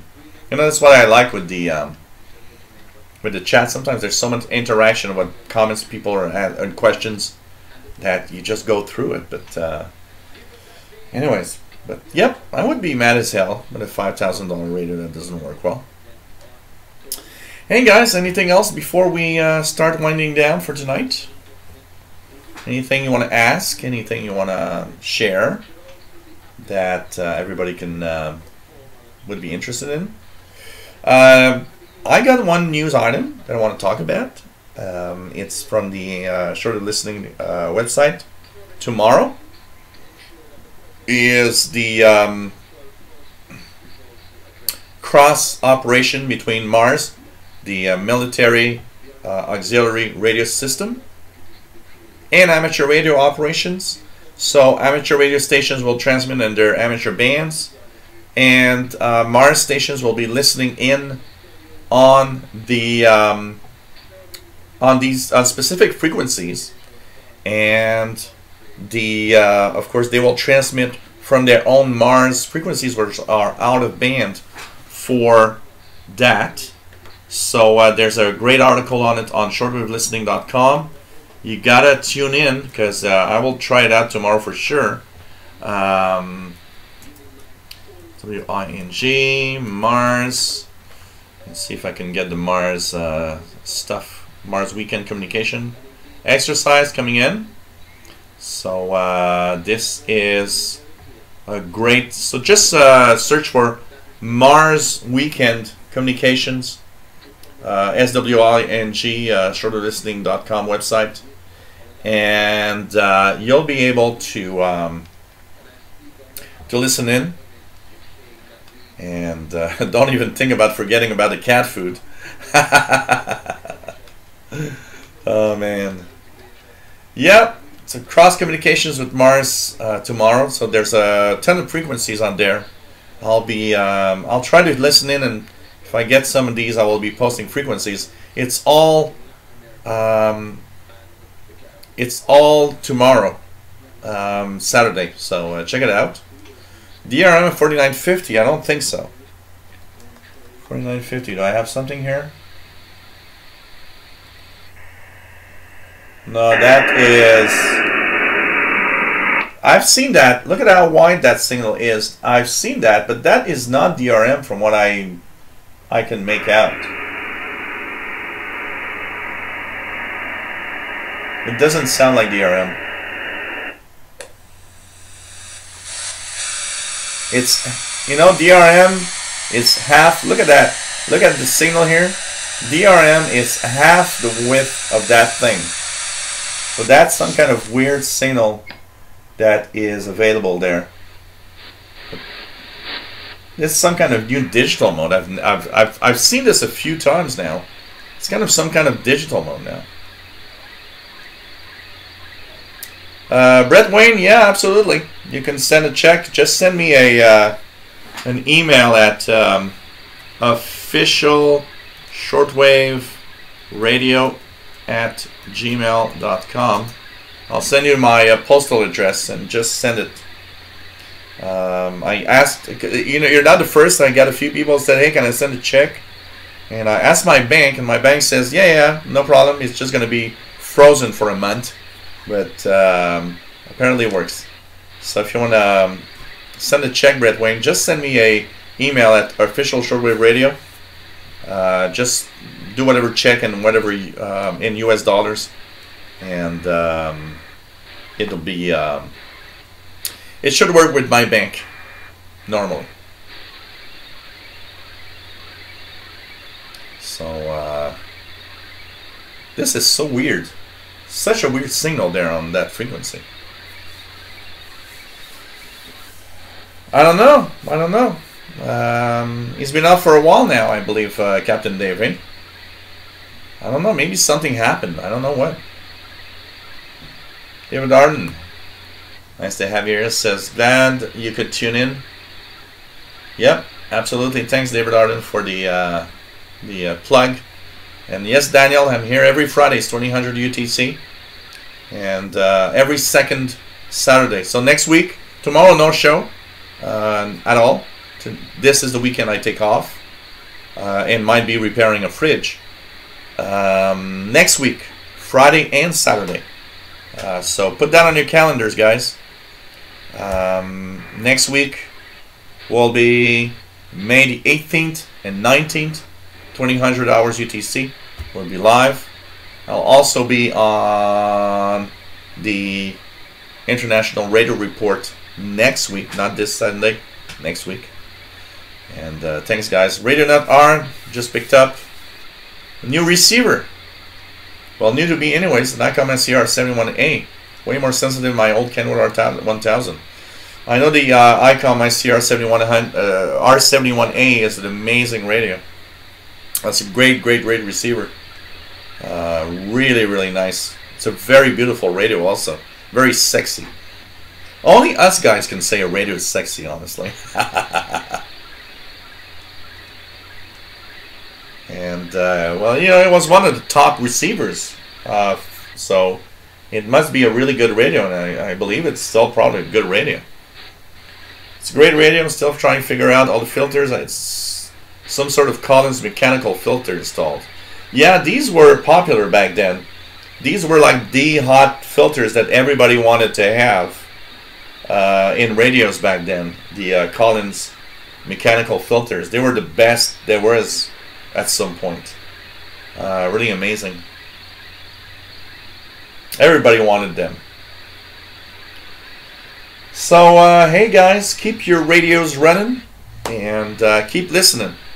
Tomorrow, don't forget Mars Military and Amateur Radio Crossband Talk. And tune the radios, turn them on, and you know, whatever you have as a receiver, check it out and tune everywhere.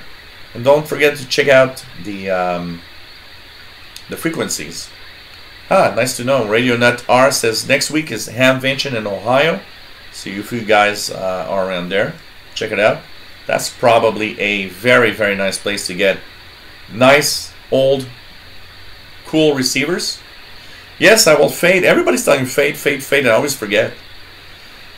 Max Strong says, I have the ICOM R700 VHF companion to the ICOM R718. Yes, it is a sexy radio. Seriously, it is. Absolutely. So take care, everybody, and I'm fading out now. Bye-bye. Love you all. Stay safe, please. And see you next week, 2000 hours UTC, Friday. Bye-bye.